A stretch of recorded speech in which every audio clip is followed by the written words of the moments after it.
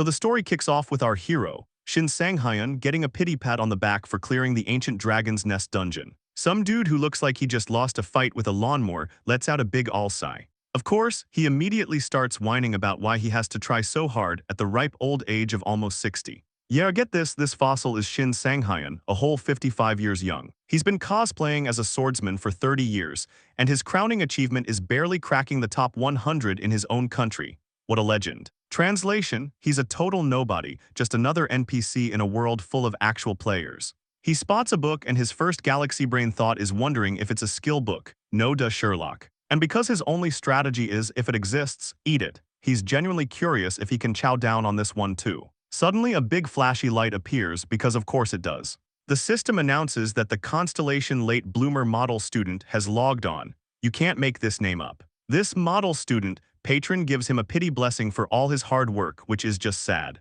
And then get this, he compliments him on his impeccable final strike. Sure, Jan. So this drama queen is his contracted constellation, the one and only late bloomer model student. Our boy Sang-hyun, desperate for any validation, actually thanks him for the compliment. He's genuinely grateful this constellation even bothered with him, a certified third-rate swordsman. The deal with this late bloomer scam is that at level 850, his artifact and title stats get doubled. And if he ever hits level 900, which is never, those said stats will supposedly be tripled. Plot twist, Sang-hyun is stuck at level 650, so he's nowhere near that power spike. So thanks to these ridiculous terms and conditions, he's gotten zero benefits from this whole constellation contract. The model student then pressures him to just go ahead and eat the skill book already. Sang-hyun, with the face of a man who's both given up and is mildly curious, starts pouring mana onto the artifact. Then he announces like a toddler, "I'm going to eat it now." Skill name Devour Artifacts, real creative. Yeah, this is the super special skill he got when he awakened.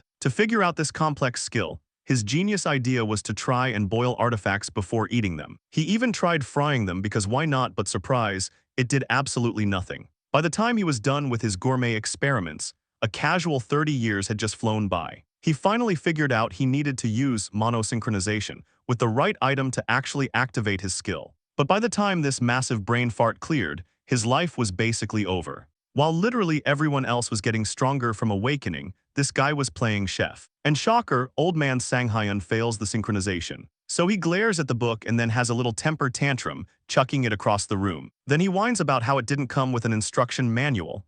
Skill issue, my dude. He's just absolutely floored that this was, in fact, a skill book. His constellation pipes up with a classic "sorry, can't help ya," claiming there's no info on the skill. Then he suggests that since there's a lot of time, Sang-hyun should just try the mana sync again. Tone deaf much. Yeah, though a lot of time comment didn't exactly land well with Sang-hyun. He's about to start bawling his eyes out, reminding everyone he's nearly 60 and doesn't have time for this. He starts doing sad life math, saying if he had a kid at 30, they'd be 30 now. And if he'd started even earlier, he could be a grandpa by now. We get it, you're old. He really drives home the point that humans are fragile and die early. So emo. The constellation backpedals with a weak, "My bad if I said something wrong." Sang-hyun, ever the martyr, says, "It's not you, it's me." He just has a lot of regrets, a fact his constellation logs like some cosmic therapist. Apparently, Sang-hyun has been trying his best to be like some rando whose back he can't forget. Okay. But surprise, he's too tired and too ancient now. Then comes the classic line, "If only I were a little younger." His constellation just sits there, soaking it all in. And then plot twist, the model student cracks a super creepy grin. So Sang-hyun announces he's quitting the game and officially retiring. He's breaking the contract and tells his patron to go find another low-tier player to sponsor. Then out of nowhere, the model student flexes his cosmic power, which obviously shocks Sang-hyun. Suddenly, his whole world looks like it's been run through a blender. And that trippy light show was the last thing he ever saw as a 55-year-old geezer. Turns out the model student was using some experimental essence he cooked up. And boom, the regression officially kicks off. Cut to some boring exposition. Dungeons and gates are where awakened people hang out. In other words, it's where players go to work. Thanks, Captain Obvious. And he even asks if he's right. Bro, you're the reporter. This talking head is Park Jong-min, who also goes by Player G, a reporter. Some red-haired lady confirms his incredibly basic statement. And this is supposed to be the CEO of Hyun Yeong Corporation, Han Hyun Yeong. She explains that dungeons are basically starter zones for players. Groundbreaking stuff. And gates, oh, they're just other dimensions. AKA, they lead to places nobody knows about, you don't say. And these are the places players are supposed to go explore. Shocker. Jongmin then asks for her hot take on this year's dungeons. As this riveting interview drones on, some random dude with black hair is watching. And his first comment is, "Wow, I really did regress." Take a wild guess who this genius is. That's right, it's our geriatric protagonist, Sang Hyun. So Sang Hyun has finally put 2 and 2 together. It only took him 4 entire days to figure it out. He's been zapped back 30 years into the past. Apparently, he passed out and woke up in his sad little studio apartment from 3 decades ago. He's shocked to find himself in his 25-year-old body instead of his creaky 55-year-old one, but with all his old man memories intact. And after some deep, hard thinking, he concludes it must have been his constellation's miracle. Because obviously, there's no other possible explanation. He's still totally lost, but decides to just ignore it and go work out instead. Peak problem-solving skills. He checks his inventory and finds a venomous dagger, a bronze artifact, and a one-handed dagger. It's got a whopping plus 17 attack power and plus 10 agility. Try not to get too excited. The description says it's for self-defense and doesn't get dull easily, so it's a glorified butter knife. This is a bronze-tier dagger that Sang Hyun somehow got lucky enough to find. The rank is garbage, but he knows it's got a hidden skill. System message: the absorption rate is being calculated. The suspense is killing me. And the grand result is a pathetic 10% absorption rate. But thanks to a pity retrospective bonus, the final absorption rate gets bumped up to 20%. Yeah, the rate is trash because he barely used it, but he's all about that hidden skill. The mana sync with the Venomoth's dagger kicks off. Sang Hyun zones out and enters the gap of unconsciousness. And bams, he's got a new edgy look with white hair. This gap of unconsciousness is just the weird mental waiting room he has to go through to eat an artifact. Sang Hyun admits he always gets nervous coming here. Bro, it's your own head. And what appears before him? A plate with a whole freaking chicken. The system window pops up to say the Venomoth's dagger absorption is ready. He's been served a rotisserie barbecue chicken with an olive oil drizzle. This is his epic skill. Our hero is just relieved that it's a normal dish. He was actually worried he'd have to eat something nasty like a humid swamp centipede dish. He literally says he could eat a chicken dish like this anytime. What a warrior. The grand absorption of the Venomoth's dagger has officially commenced. His reward is a permanent +2 agility and a skill called Demon Bash. Totally worth it. The Venomoth's dagger, having been fully digested, is now gone forever. Sang Hyun says it's a shame it's destroyed, but then admits he never used it anyway, so no loss. Having gotten his useful skill as planned, Sang Hyun decides it's time to bounce. Scene change to Dungeon 85 with the legendary Team Yoon Dikayung. Some NPC yells for the team leader Yoon Dikayung. Dikayung asks why the porter group's leader is even here. The porter leader starts snitching that one of his guys ditched the team. It was a rookie who joined 4 days ago, and his name is, you guessed it, Shin Sang Hyun. Dikayung tells him not to sweat it, because Sang Hyun is getting a promotion to the main player team. The porter leader is shocked that this rando is joining the player team instead of hauling gear. Dikayung flexes his authority, saying he gave the final okay. Then he hits him with the classic, "You got a problem with that." The porter leader points out the obvious problem: Sang Hyun is a total newbie. And this clown hasn't even graduated from the player academy yet.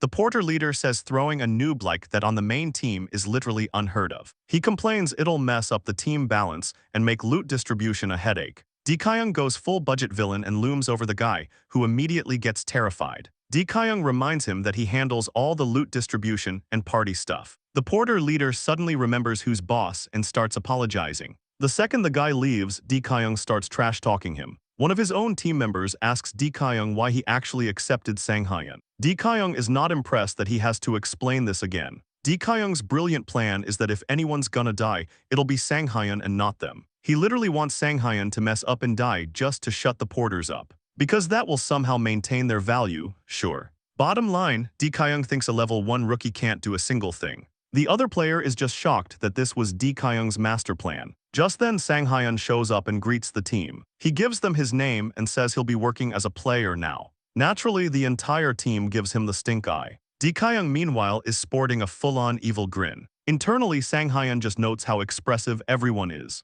He figured they wouldn't be happy, but thinks they could at least try to hide their disgust. Dikayung slaps on a fake smile to welcome him. He says it's nice to meet him, and passive-aggressively notes he thought he'd be late. Then Dikayung spots Sang Hyun's weapon. It's a longsword, the horror. Sang Hyun proudly declares he learned everything from YouTube videos. Dikayung points out that a longsword is one of the hardest weapons to use. Noob mistake. Sang Hyun says he'll at least manage not to die, so Lee Kyung should just trust him. Famous last words. This makes Lee Kyung laugh his head off, pleased with this rookie's spirit. Lee Kyung then preaches that men need spirit just like him. What a narcissist.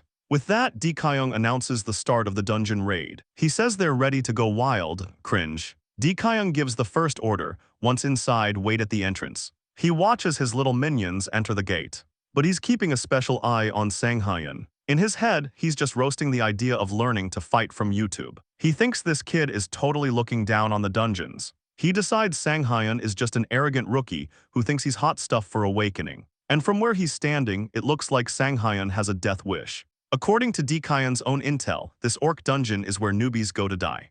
Lee Kyung is super confident that this stupid idiot Sang Hyun is about to get a reality check. But plot twist a little later, his jaw is on the floor thanks to that same stupid idiot. The whole team looks like they've seen a ghost when they see the piles of corpses.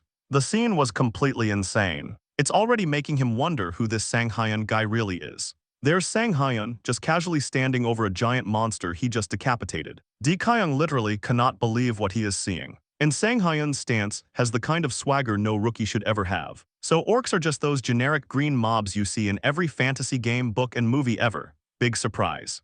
And because humans have seen them a million times, they've developed a massive prejudice against them. The general brilliant consensus is that orcs are total pushovers. I mean, compared to an actual threat like a dragon, orcs are basically just big, dumb, angry children with axes.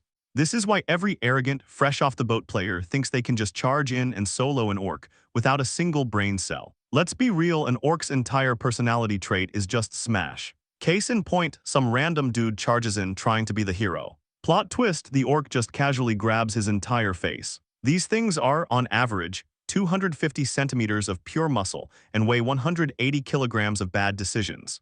This basically gives them a massive, overwhelming power gap against some random human. And yep, the orc easily turns the guy's head into a fine red mist that splatters everywhere. GG no Ray. For this very reason, orcs got the super edgy nickname, the Wall of Lament. So rewind a bit before our MC decided to pop off. Lee Kyung's little fan club was just strolling through a corridor. Some side character starts lecturing Sang Hyun that he won't get any newbie pass here, so he's on his own. Another clown passive-aggressively spits on the floor and calls Sang Hyun an arrogant bastard behind his back. Real mature. Sang Hyun just flashes a smile and hits them with the classic, "I'll do my best" line. And right then it hits him. The newbie experience in this world is just pure, unfiltered toxicity. Some other genius then scolds him, saying that doing his best isn't good enough. He actually has to do well. Yeah, this whole squad is just a walking collection of red flags and bad attitudes. Sang Hyun goes quiet for a second, probably loading up a massive comeback. Then he drops a bomb, asking if he can play on the front lines the next time a monster shows up. Some guy was literally about to call him insane for even suggesting it. But he chokes on his own words mid-sentence. He froze up because he was absolutely horrified by what he saw. Surprise, there's a massive orc standing right behind Sang Hyun. This is it, Sang Hyun's first official fight after his big regression do-over. He was about to volunteer to handle it when some shield bro jumps in front to block the orc's attack for him. And of course, the shield guy immediately starts screaming at Sang Hyun for being out of his mind. This dude seriously doesn't think Sang Hyun can use a greatsword because he's moving too slowly. Sang Hyun just deadpans that he doesn't need the help, thanks. The shield bro fires back, telling him to shut up and actually prove he has some skill. Sang Hyun's only comeback is a cold, "Look in front of you." The guy doesn't even get to finish his little temper tantrum, because suddenly he just lets out a huge gasp. He's watching Lee Kyung charge in like a main character and knock the orc flat on its back. Lee Kyung then starts yelling at both of them to get their act together. The shield player immediately starts apologizing like a kicked puppy. Another one of the NPCs is completely starstruck by Lee Kyung's totally average move. Lee Kyung puffs out his chest and tells his minions to stand back while he takes care of this guy.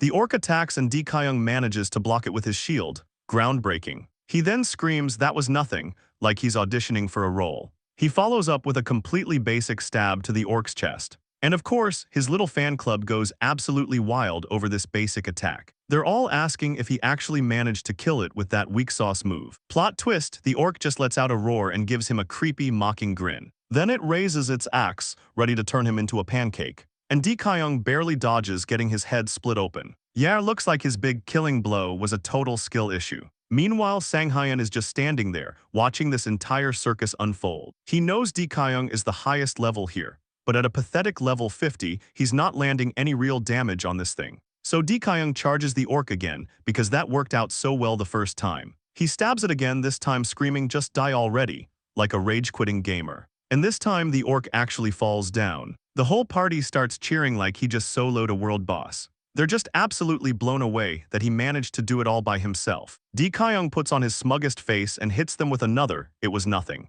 Then he turns to his adoring fans and asks if they're all okay. And they all start gushing about how dependable and amazing their glorious leader Dikayung is. They're just about to move on when a loud noise interrupts their little celebration. Uh-oh, a whole squad of red orcs is now marching right towards them. The entire team starts panicking because these aren't just regular orcs, they're high orcs, and there are armored ones too. They all turn to their dependable leader and ask him what the game plan is.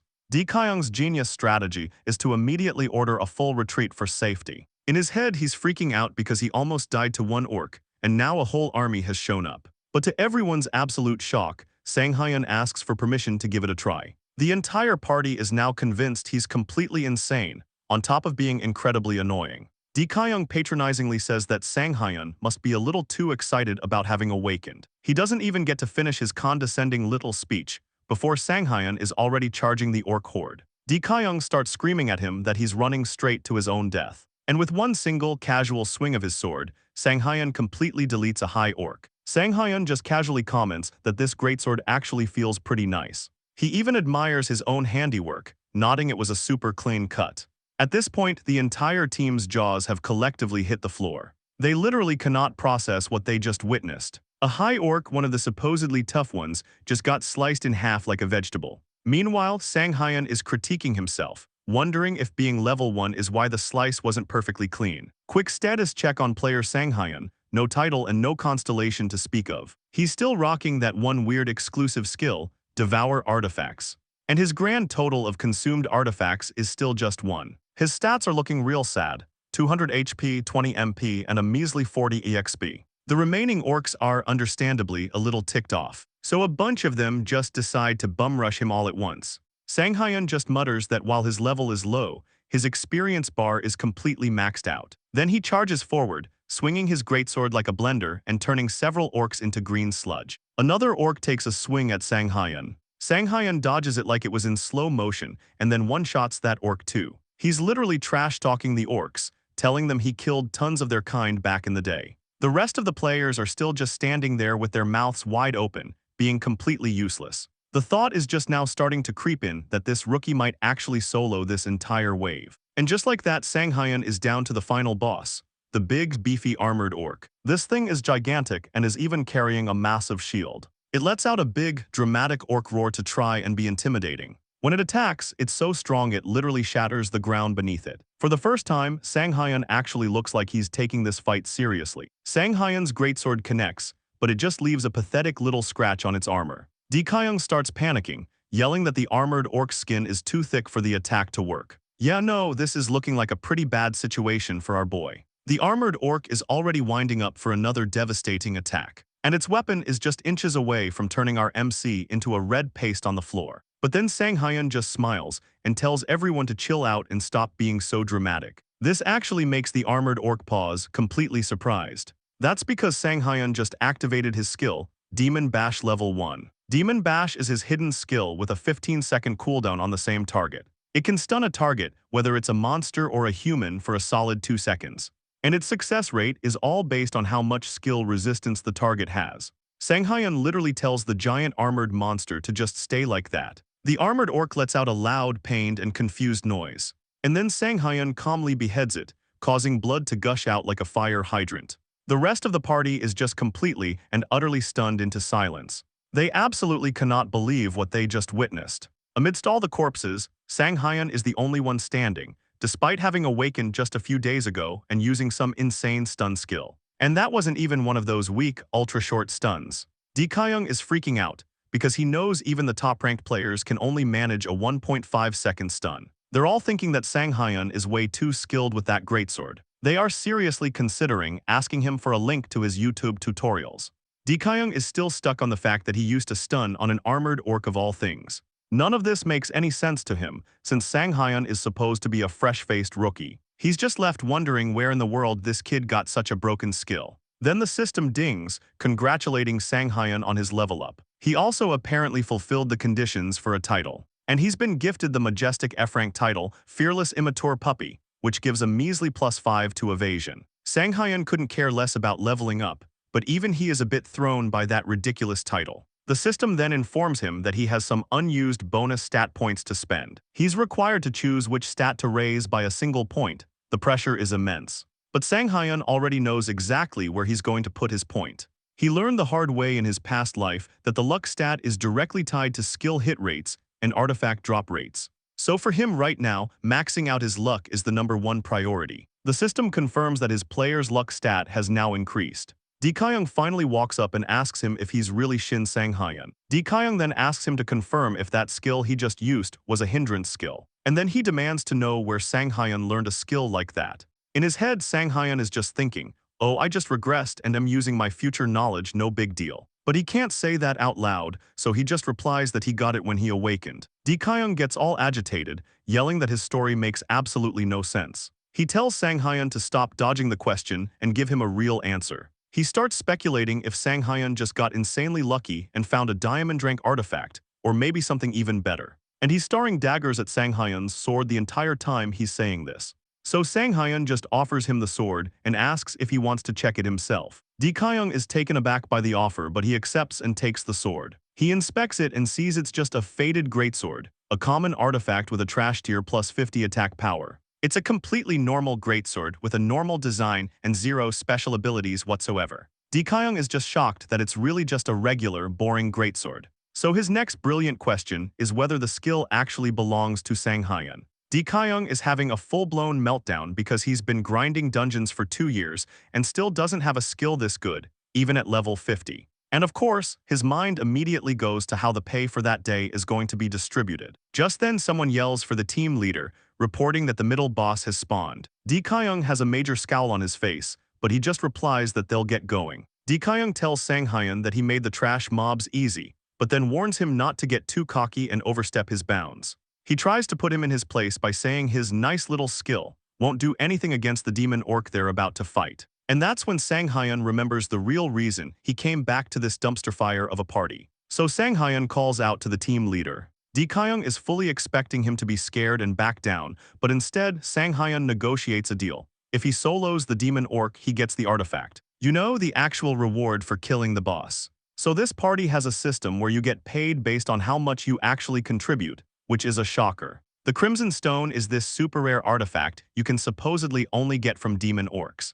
And even if you farm hundreds of these things, the drop rate is apparently abysmally low. But in Sanghyun's past life, after his team got completely wiped by the demon orc, they saw another team actually get the stone. Talk about adding insult to injury. Back then, Sanghyun was all beaten up when he heard someone congratulating some other captain. This so-called captain was a bald, round dude holding the round Crimson Stone, looking like a total goober. The other players were all asking him how he managed to snag such a rare item. Someone else asked if it would sell for a fortune on the market. Obviously, dude. Then another guy points out it's one of the few artifacts with the delay skill. The captain just tells the guy to shut up because he's spitting everywhere. Classy. Back then, Sanghyun was obsessed with that delay skill. It was the one skill he desperately needed to not be a total failure. So back in the present, the room goes dead silent after Sanghyun's little proposal. He brings up their pay-for-performance rule, saying if he solos the boss, there shouldn't be any issue with him taking the loot.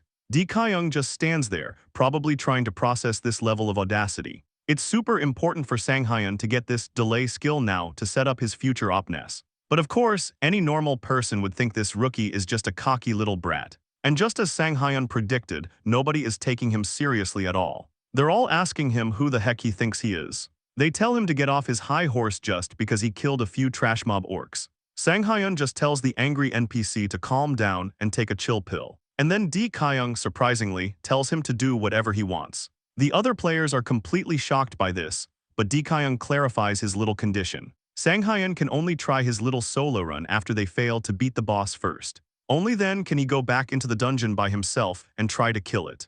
In Sanghyun's head, he's just thinking, wow, that was easier than I thought. So Sanghyun confirms this means he'll be sitting out of their little boss fight. Dikayung again just tells him to do as he pleases and then starts walking off. The rest of the party scrambles to catch up to him, yelling for him to wait up. In Lee Kyung's head, he's just fuming about how this cocky bastard thinks he's the main character just because of one broken skill. Lee Kyung is hyping himself up, saying he'll clear this dungeon and shut Sang Hyun up for good. He shoves the boss room door open, thinking he's about to teach Sang Hyun a lesson about experience. And then Lee Kyung is completely stunned by what he sees inside. The system announces that they've entered the mid-boss room. The room is all dramatic, with torches on the walls, and in the middle is the bloodthirsty demon orc. Lee Kyung orders everyone to get ready for battle. Even though the monster looks super intimidating, he's heard that it's actually an easy fight. He tells his players to surround it and attack it from behind. In Lee Kyung's mind, there's no way he's letting Sang Hyun get a chance to solo this thing. So Lee Kyung decides to take the lead and charge in himself. But in the blink of an eye, Lee Kyung is face down on the floor with a bleeding forehead. He's just lying there completely dumbfounded with no idea what just happened. Sang Hyun was actually worried when he saw Lee Kyung, and the others just mindlessly charge in. His face was priceless when he realized they were just going to run at it head-on like a bunch of lemmings. And apparently, this is the exact same reason why they failed in his past life too. The rest of the players are now terrified and backed into a corner. They know that if this keeps up, they're all going to be wiped out. Lee Kyung is just wondering why this thing is so much stronger than he thought. He's even second-guessing himself about the high orcs from earlier. Then it hits him that maybe he shouldn't have trusted the bad intel he got from the markets. So Lee Kyung orders a full-blown retreat, but then he sees Sang Hyun, who just smiles when he hears the order. They all think there's something seriously wrong with Sang Hyun for still wanting to solo this thing. But whatever, Lee Kyung just tells everyone to fall back. His brilliant plan is to run for it on the monster's flank since it has bad peripheral vision. Everyone is just relieved to hear the order to run away like cowards. Then Lee Kyung turns to Sang Hyun. He makes a big deal about how he already warned him, so if he dies, it's not his fault. Sang Hyun just smiles and tells Lee Kyung not to worry about him. Then with total conviction, Sang Hyun declares that he's not going to die. The demon orc then immediately charges at Sang Hyun. If you just look at their raw stats, there's no way he should be able to win this fight. But thanks to all his past life experience, Sang Hyun manages to slash the demon orc. The monster lets out a loud, angry growl. The other players stop running when they hear a loud clunk. That sound meant that Sang Hyun actually managed to deflect the orc's massive axe. Even Sang Hyun admits that his hand is stinging from the impact. It makes him realize that just deflecting its attacks is the best he can do right now. The demon orc just growls at him again, probably annoyed. Sang Hyun's eyes are locked on the crimson stone that's chained to the orc's chest. He notes that it's been a while since he's seen one up close. The real reason Sang Hyun is so obsessed with this stone is for a special combo with his Demon Bash skill. Right now, his 2-second stun from Demon Bash is decent, but he wants to make it even more broken. And with his Devour Artifacts skill, he can combine the effects of different skills. So his big idea is to see what happens if he can stack the stun effects of Demon Bash. That would be the ultimate skill combination, giving him a basically infinite stun lock. So if he can just get his hands on that delay skill, it's more than possible. He then proceeds to taunt the demon orc, telling it to come at him. The demon orc lets out another loud roar, because that's all it knows how to do. Then it raises its axe and charges at Sang Hyun again. This is exactly what Sang Hyun was waiting for, because now he can find the monster's weak spots while it's attacking. The demon orc's axe smashes into the ground right where he was standing. And just like that, Demon Bash level 1 has been activated. The demon orc is now stunned for a full 2 seconds. Lee Kyung is freaking out, unable to believe that the skill actually worked on a mid-boss. He's just thinking about how incredibly broken that skill is.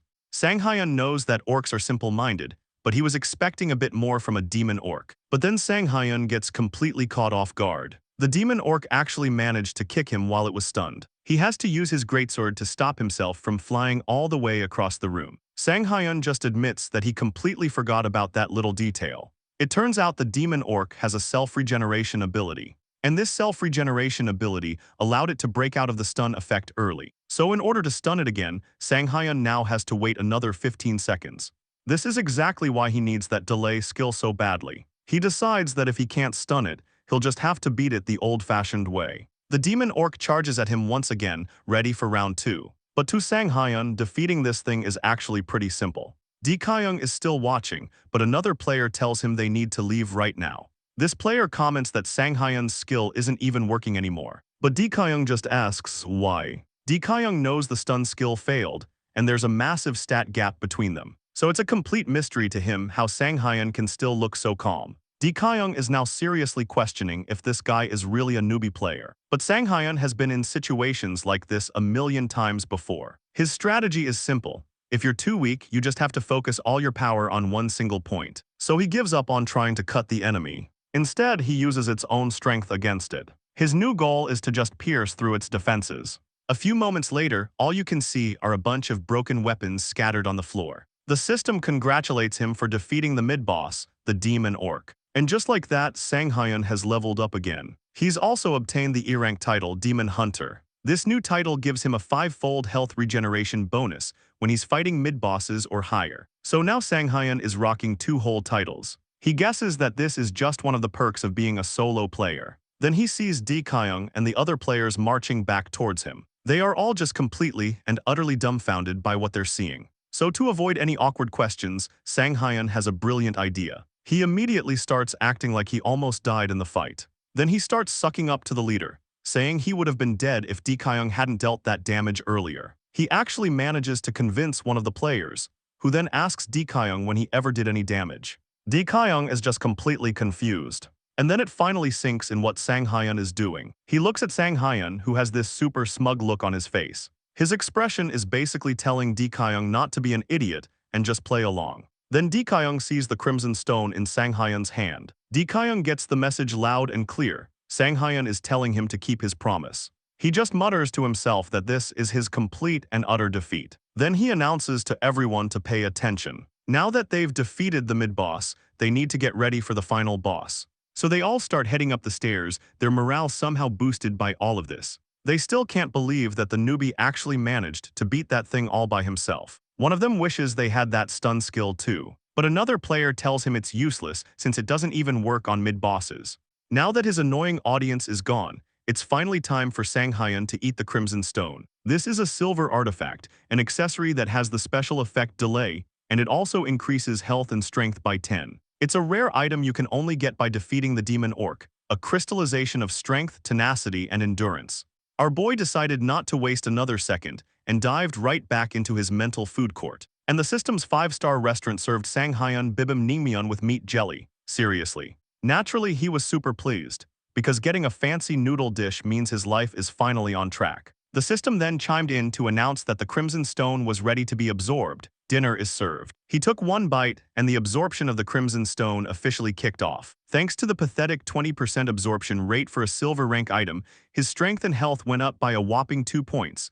But hey, he got the delay skill. He can now literally add a lag effect to his own skills. For some reason, this new power-up actually made Sang Hyun nervous. Skill issue, probably. He decides to slap this new lag effect onto his Demon Bash stun. And the system, like a helpful Alexa, confirmed that the delay effect has been added to Demon Bash. So if he spams Demon Bash before the first stun wears off, he gets a guaranteed second stun. But the third stun only has a 90% chance, the fourth drops to 60%, and the fifth is a sad 30% chance. So it's a glorified slot machine. Sang Hyun's consciousness then rebooted and returned to his body. And Sang Hyun is celebrating this guaranteed 4-second stun like he just won the world championship. He admits he was just guessing it would work based on theory. But hey, even a blind squirrel finds a nut sometimes. Just then Lee Kyung wanders over, probably to have another I'm the leader moment. Lee Kyung points out the obvious. Right in front of them is the final boss room with the orc berserker. Sang Hyun, with all the fake modesty he can muster, asks if Lee Kyung wants him to join the fight. Lee Kyung actually says no, which somehow manages to surprise Sang Hyun. Lee Kyung then backpedals, saying he'd be a terrible leader if he didn't use a carry like him. He holds out his hand for a dramatic handshake, inviting him to finally work together. Cringe. Sang Hyun shakes his hand, but immediately reminds him that his conditions for getting the loot haven't changed. Lee Kyung just has to suck it up and agree to his terms. The random yellow-haired player then walks up to Lee Kyung to report that they're ready to go. Lee Kyung gives the most generic leader response ever and tells them to get moving. Then he offers some top-tier advice. Keep your guards up, truly inspiring. But the yellow-haired NPC is just standing there with a massive scowl on his face. And Sang Hyun, bless his heart, actually notices and seems confused by it. Lee Kyung tries to boost morale by promising they'll all go drinking after this final stretch. But Sang Hyun is still wondering why that one dude is giving him the stink eye. Bro, you stole his job. And now we're at Dungeon 85's final boss room. The final boss looks super scary with its giant sharp teeth and an all-around grim vibe. Shocker. This final boss is called the Orc Berserker, and it has long emo hair covering its face. Dikayung tries to take charge, telling Sanghyun that he'll go in first. But Sanghyun just steps in front of him and says, "Stick with me." The audacity. This power move completely shocks the NPCs, who immediately tell him it's a bad idea. But Sanghyun has the game guide in his head, and knows Orc Berserkers have lower skill resistance than Demon Orcs. So his genius plan is to just stay calm, and it should be an easy stun. Sanghyun fully expects this to be a total cakewalk with no problems at all. The emo Orc Berserker immediately charges forward to attack. Sanghyun has a full-on flashback, doubting if he ever said something as confident as "stick with me." He remembers that when he was young, he was basically scared of his own shadow. And after he got old, his entire life was just a struggle to not die. Pathetic. He decides right then and there that he doesn't want to live that sad sack life again. Yeah, he finally realized that he needed to change. Took him long enough. He's literally having a mid-fight therapy session about his weak past and his glorious future. And to make it all happen, he needs to flex on every single person in this dungeon. Dikayung is just watching this all go down and admits he's a monster. That's because Sanghyun just casually displayed his completely broken abilities. With a single slash, he nearly chops the entire boss monster in half. Then he starts shouting orders, telling them the orc will be stunned for 4 seconds. And the system confirms that Demon Bash Level 1 has been activated. He's literally screaming at them to get in there and nuke the stunned Orc Berserker. The Orc Berserker is now in a world of pain, getting sliced up from every direction. The system then congratulates them on defeating the Orc Berserker. And just like that, they've cleared the dungeon known as the Altar of the Crimson Orc. The black-haired shield bro who did absolutely nothing comments on how easy that was. Another player points out that, yeah, the stun lock made things pretty easy. No kidding. The porters are already scheming, wondering if Sanghyun has a personal bag carrier yet. One of them announces he's going to ask him first. But the other porter gets mad because he wanted to be the first one to ask. Seeing them turn on each other so fast actually makes Sanghyun feel uncomfortable. The system informs him he's leveled up again and got the D rank, Overwhelming Power title. This new title makes his status effects last a whole 10% longer. He just comments that he's basically harvesting titles at this point. He never got any titles in his past life, but it's still nothing compared to some other dude. He's talking about Du Kyung-soo aka the Ghostblade, the title collector, and the complete sword. This guy is the #1 swordsman player in Korea and has more titles than sense. Just 2 years after players became a thing, this monster was already over level 500. Before Sanghyun regressed, this guy was just some celebrity he looked up to. But now he actually plans on catching up to him. He thinks he might have a chance if he just grinds a little harder. He's so fired up that he starts posing, making Dikayung ask what on earth he's doing. He plays it off with the lamest excuse ever, saying he's just stretching. Dikayung actually praises him for his great work and even gives him an item. Sanghyun is genuinely surprised by this. He takes it and asks Dikayung what's gotten into him. Dikayung finally admits that Sanghyun single-handedly carried the entire team. And then he clarifies that it's just a bronze rank item, so he can afford to be generous. Sanghyun just points out how brutally honest he is about being cheap. Dikayung jokes that he wouldn't have given it to him if it was actually worth something. But in his head, he's only giving it to him because he knows they'll never party again. It hurts his pride, but Dikayung finally admits that Sanghyun is on a completely different level. Meanwhile, the salty yellow-haired player is watching them from a distance. He's furious that Dikayung is giving so much attention to this bastard, just because he showed off a few times. He feels betrayed because he's been Dikayung's loyal servant for so long. He's literally whining that the whole situation is unfair. Then he whips out his phone, saying these motherfuckers should all die together. And he makes a call to some shady contact. The next day at Sanghyun's house, he's just chilling and feeling good about being a player. He notes that porters only make about $200 a day, but his bank account is already sitting at 6 million. It looks like Dikayung gave him more than double what the others got. And he threw in that bonus item too. The item was a Berserker Ring, a bronze tier support artifact. It has a special effect called Lighten and adds a measly +10 to strength. Apparently, it's a ring you can only get from Orc Berserkers. The flavor text says it draws out the blood rage of the wearer. So edgy. But even if it's just a bronze rank piece of junk, he still got it for free. The catch is that he has to spend 1 mana every second just to reduce the weight of his gear. And now he finally understands why this thing is only bronze ranked. Most players would literally run out of mana before they could even swing their sword once. Well, that's how it works for most players anyway. Sang Hyun only figured out his weird ability after 50 years, which is why he studied it so hard. He remembers devouring a monocost artifact in his previous life as well. And apparently the results back then were shocking. It turns out the special effects of mana-based artifacts get a penalty, but they completely lose their mana cost. So our boy is now super excited to do another one of his artifact mukbang challenges.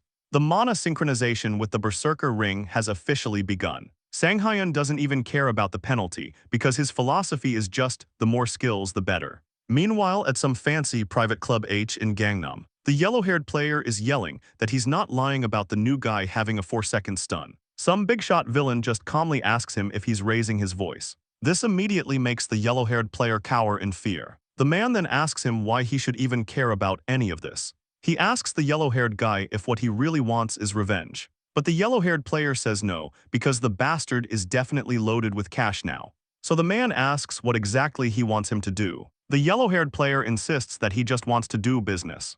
The large man just concludes that this idiot really just wants revenge. A woman beside the scarred man whispers to him, asking if they're even that close. Then he calls the yellow-haired guy over and just casually cuts his ear. The scarred man asks this poor player who the hell he thinks they are. He reminds the guy that they are not his personal hit squad. Then the man pours liquor all over the guy's bleeding ear, telling him he's going to pay the price. The man tells him he'll listen to his little story for as much as his ear is worth. Savage. And the villain's big line is just screaming, "Where the hell is that bastard?" Flash forward to the next day at the Jamsil 4-3 training grounds, where our boy Sang Hyun is sulking on some stairs. He's slurping down cold cucumber soup and looks like he's about to gag on it. But hey, that's the 5-star meal the Berserker ring decided to spit out for him. Yeah, he's feeling super nauseous. What a shocker.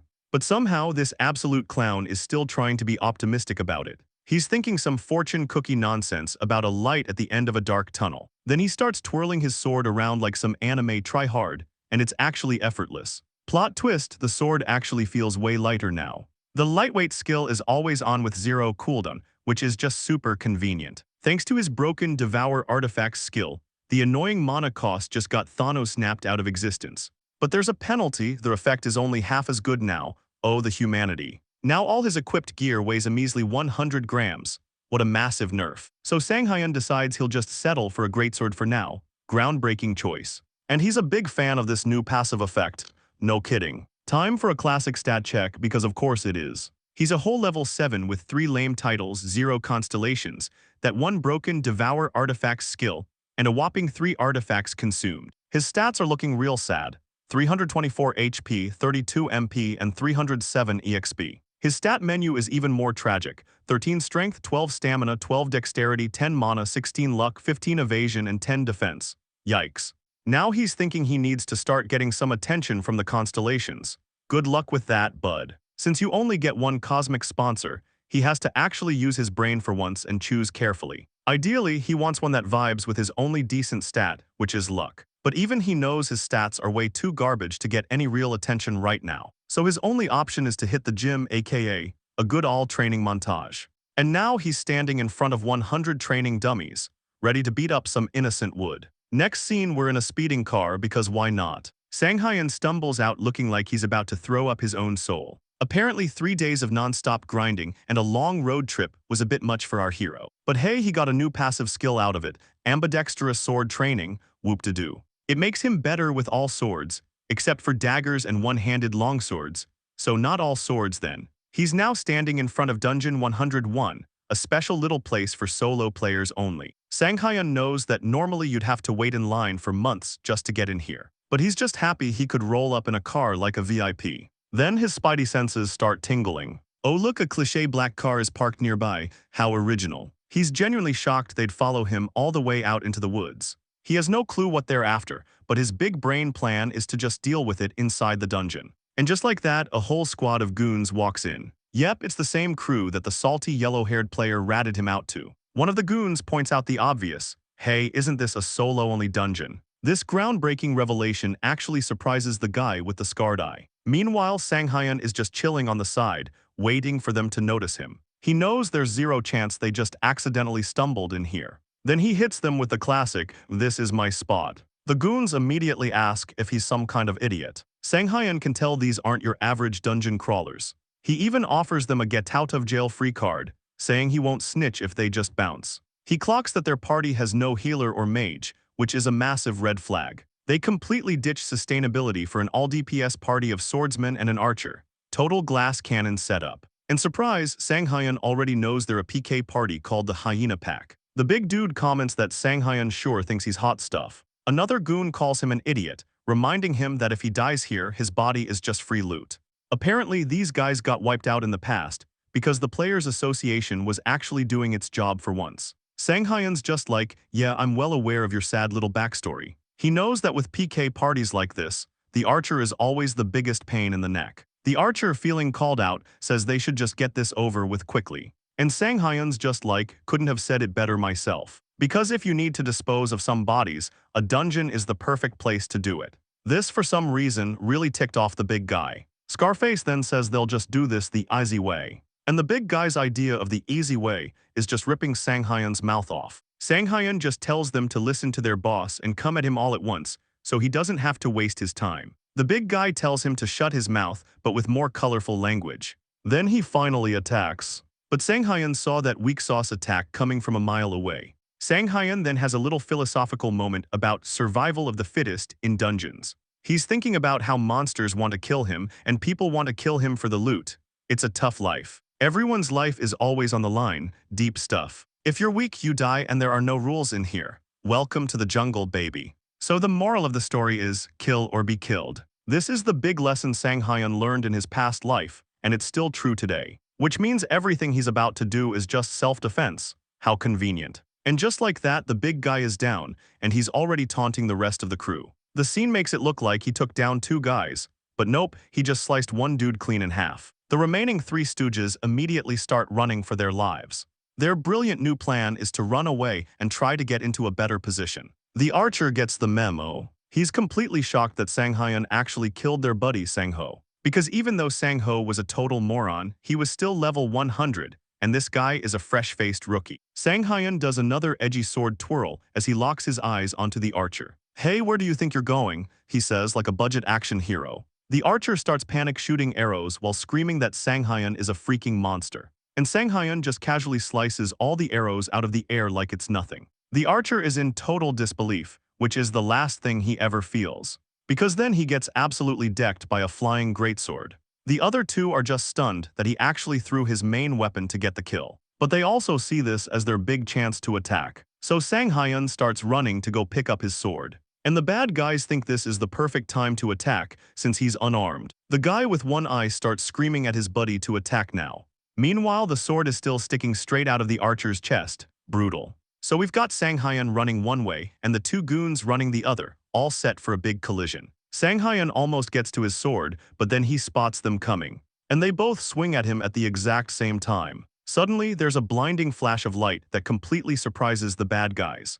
They totally missed, because Sanghyun is now doing a handstand on his sword, which is still stuck in the dead archer. Yeah, they're calling him insane, can't really blame them. Sanghyun then casually pulls his sword out of the dead guy. The remaining goon is shocked when Junti, the one-eyed dude, grabs him by the head. And Junti just uses his own teammate as a human meat shield against Sanghyun's next swing. And that was an instant game over for the poor meat shield. Sanghyun suddenly realizes these guys are actually organ dealers. He knows there's no way a scummy group like this operates on trust. So he guesses their real goal is to awaken mana stones by using illegal organ transplants. Sanghyun then drops the cryptic line that he's seen a lot of things in his past. Junti asks what difference it makes since he's about to die anyway. His flawless logic is that in the end, Sanghyun will still die by his hand. But Sanghyun is completely unfazed and just says he was just asking. Then Sanghyun activates his trusty Demon Bash level 1. And Sanghyun literally says he thought these guys were going to bore him to death.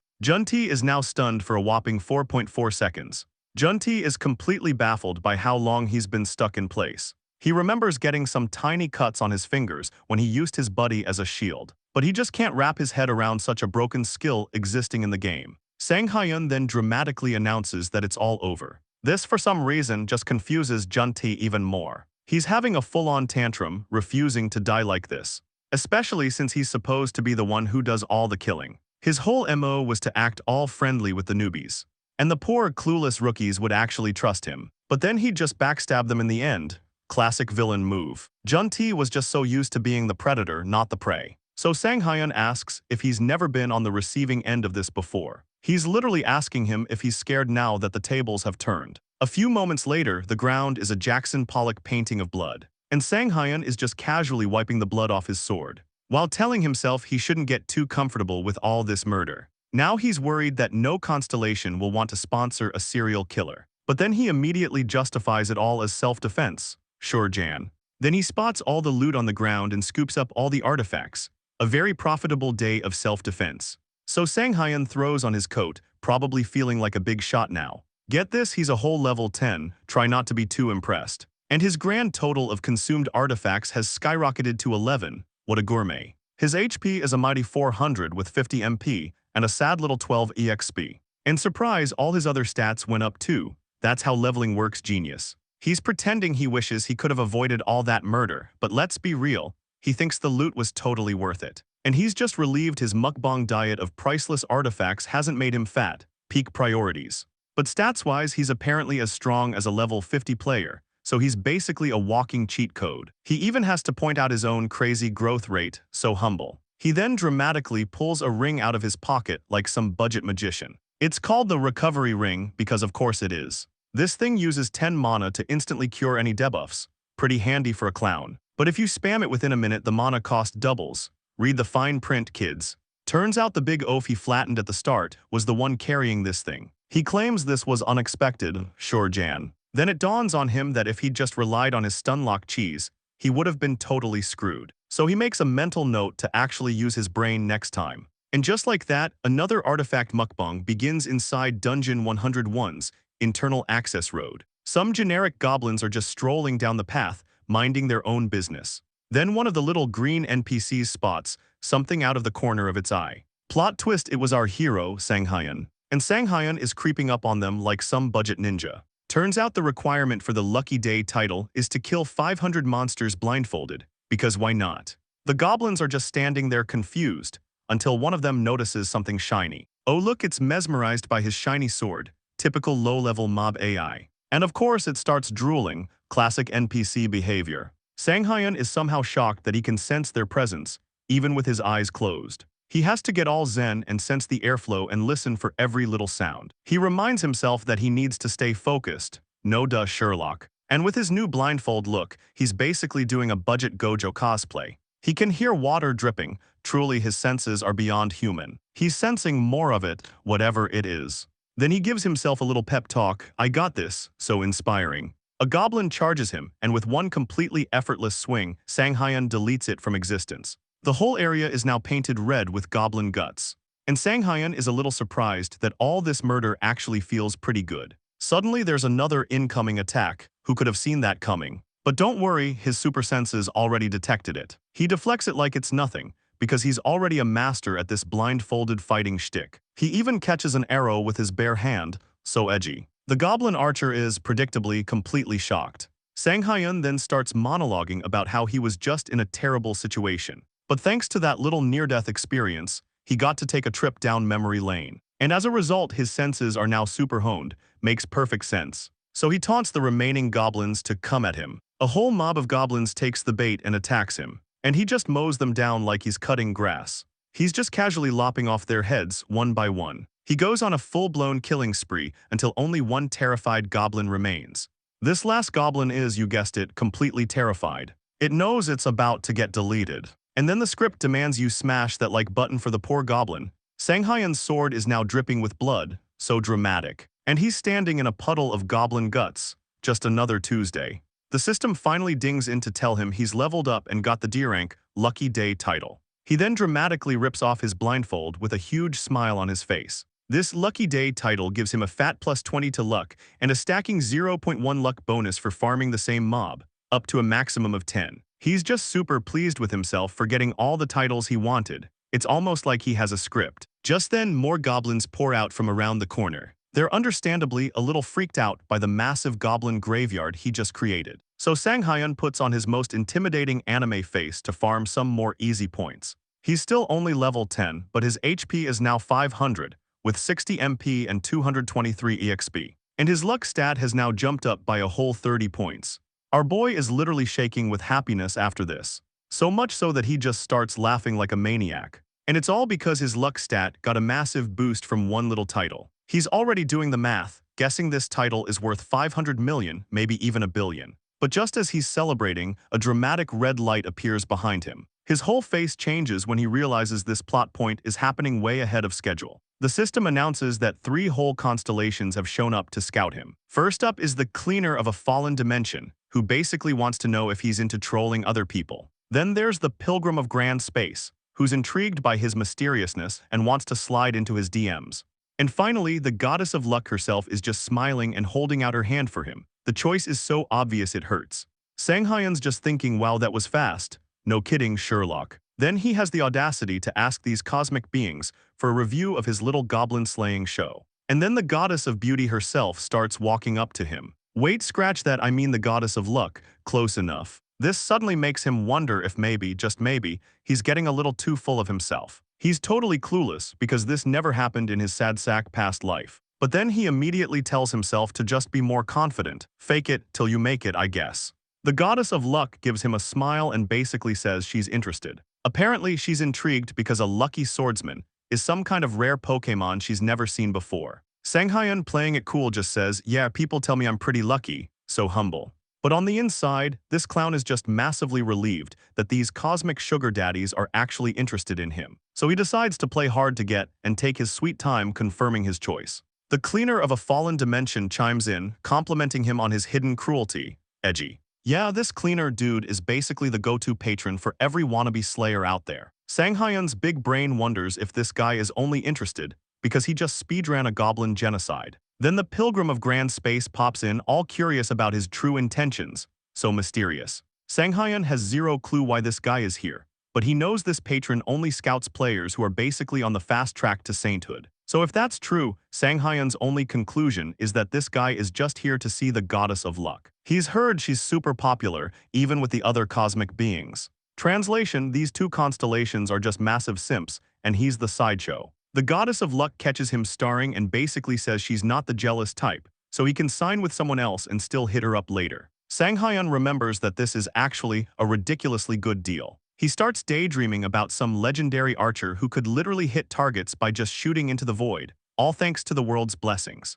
This guy, the Archer of Miracles Hashimoto Yuki, never ran out of arrows and was basically the goat of all archers. His power was so insane that people thought the stories about him were just fake news, but it was all thanks to his high luck stat. But the real secret sauce was that he had 2 contracts, and the goddess of luck was the one letting him break the game's physics. So Sanghyun tells these cosmic beings that since he has 3 offers, he's gonna need a minute to think. The audacity. But all 3 of them are just like, nah, just pick one already and stop overthinking it. One of them even tries to gaslight him, saying he might be making a huge mistake. He knows the goddess of luck is top tier, but if this is his only shot, this one choice will literally decide his entire player career. He remembers that in his first 10 years as a player, only one single constellation ever bothered to notice him. And yeah, it was the legendary late bloomer student. Back then, this guy showing up was like a miracle to his pathetic self. Sanghyun was absolutely thrilled, of course. Even though his life had been a total dumpster fire, he thought he was finally on the up and up. Plot twist, absolutely nothing changed. Literally nothing happened until he was a 55-year-old geezer. He never even got to experience how useful a constellation could be. And it was all because of that contract's insane terms and conditions. So even though a patron is crucial for a player's career, he never got to use his. Actually, let's be real, Sanghyun never even bothered to try. But hey, he got a whole do-over thanks to the late bloomer student, so he figures he should probably be grateful. But this also means he needs to stop messing around and be careful this time. He has to play this like he's not getting another free reset button. So the choice is between sainthood, edginess, or just being a luck sack. He pretends to think about it for a solid second. And then he smashes that accept button. Yep, he's officially signed a contract with the goddess of luck. Shocker. Even the goddess of luck herself seems a little surprised by his quick decision. The system then informs him that this contract is locked in for 30 years, even if he manages to get himself killed. Meanwhile, some creepy being from another dimension is just watching them sign the contract. Then 15 random, friendly constellations pop up to congratulate him and wish him luck. And on the flip side, 3 salty constellations who got rejected have now declared him their mortal enemy. His only reaction to all this is just, what the hell? He's genuinely confused why so many of these cosmic beings suddenly care about him. But then he just decides to ignore it, peak problem solving. He then holds out his hand to the goddess of luck for a handshake, like a true gentleman. The goddess of luck takes his hand and praises him for making such a wise decision. And the narrator breaks the fourth wall to pat him on the back. So meta. Sanghyun then looks at his screen and asks for his wish. The system gives him 3 options to choose from. Option A, all his attacks will be guaranteed crits, totally balanced. Option B, getting a unique rank artifact or higher will instantly unlock its effect. Option C, he gets a guaranteed artifact drop from every mid-boss and boss, even if it's trash tier loot. And Sanghyun's jaw just hits the floor. Because all of these options are completely and utterly broken. The goddess of luck is just standing there looking super proud of her busted rewards. And wait, there's more. Option D is a 2 for 1 special on stat points for his luck build. And this bonus is retroactive, applying to all the points he's already spent.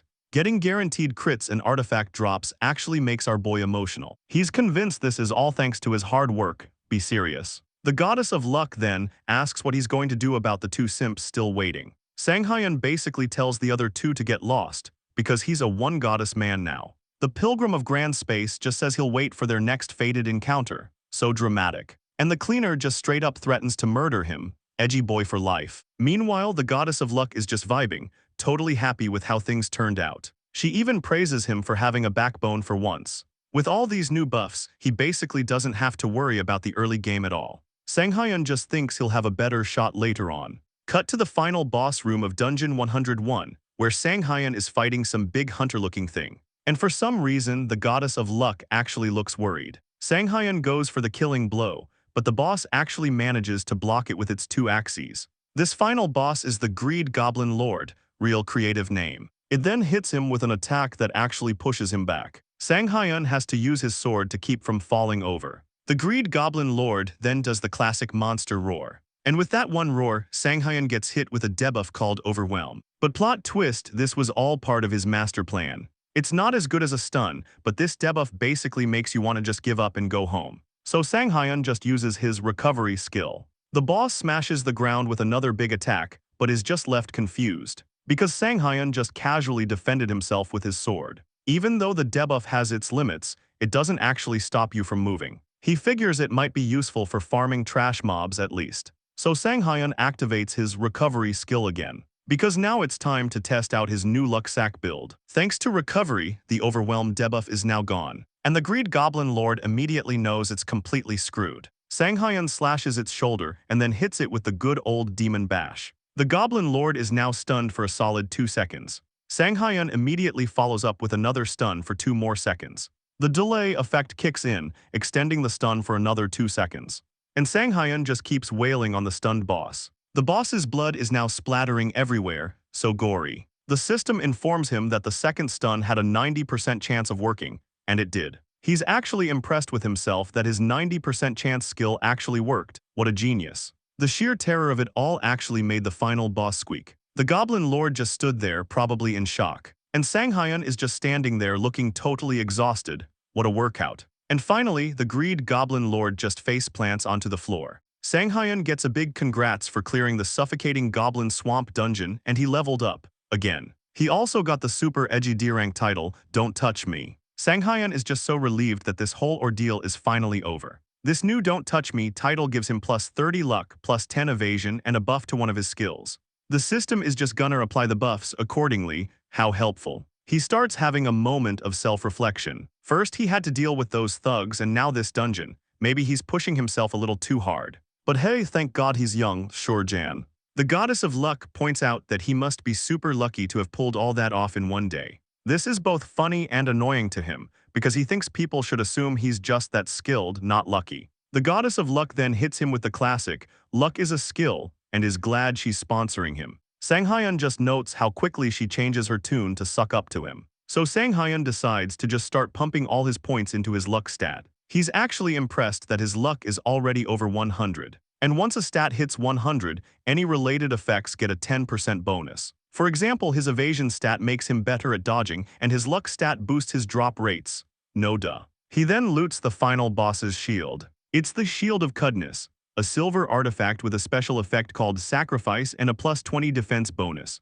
Apparently, this shield belonged to some legendary goblin warrior named Cudness. It can convert damage into health regeneration, but it's a massive mana drain. Sanghyun just smugly states that it was a guaranteed drop, all thanks to his goddess. Now he's wondering if maxing out his luck will also increase the rank of the artifacts he gets.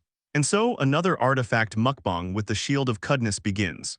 The goddess is so happy she just gives him a big hug. He already knows she's going to be way more annoying than his old late bloomer patron. A few hours later at a quest area, some poor receptionist is telling him no. Sanghyun tells her he understands, but he's gonna do what he wants anyway.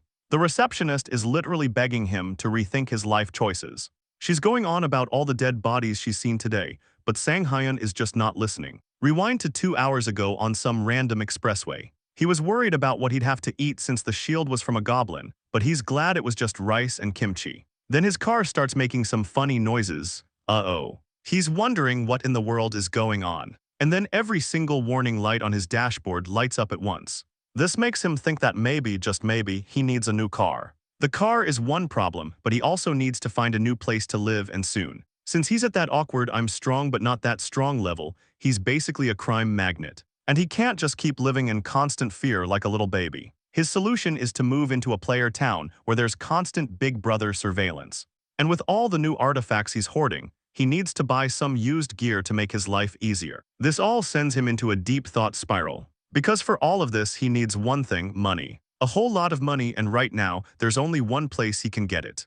The system was created at the same time as the players. And with it came quests and the Players Association to manage it all. He knows that within this system, he can make it happen. Sanghyun is now super determined to get this bag. And with that, he's off to the quest arena. Back in the present, he's still made absolutely no progress with the receptionist. The receptionist is still trying to get him to just go to a dungeon that's actually his level. She's asking why he's so obsessed with a level 100 dungeon. Sanghyun tries to convince her that he's not going to cause any problems. Because even though he's only level 17, going to a low-level area would be a waste of his time. The woman tells him that some other genius said the exact same thing, and the result was just tragic. She's literally begging him to just go to a lower-level region. Sanghyun claims he understands what she's saying. Plenty of people have died from overestimating their own skill. But of course, he decides to just ignore her and stand his ground. Just then, a woman walks up and asks what all the fuss is about. The receptionist just says it's nothing. This new woman is Kim Miso from the Eden Guild, a level 100 A+ ranked player. Kim Miso's super edgy nickname is the Marksman of Devastation. She was the first player to ever hit level 100 and get the Marksman title. And while her skills are top tier, her real claim to fame is that she's the daughter of some big shot president. This means that Kim Miso, the shadow assassin Shinteri, and the greatest swordsman Cho Jinho are all in the same guild. And that guild is, you guessed it, Eden. So Miso is the daughter of the majority shareholder of the whole Eden Guild. In other words, she was born with the biggest diamond spoon in the history of all players.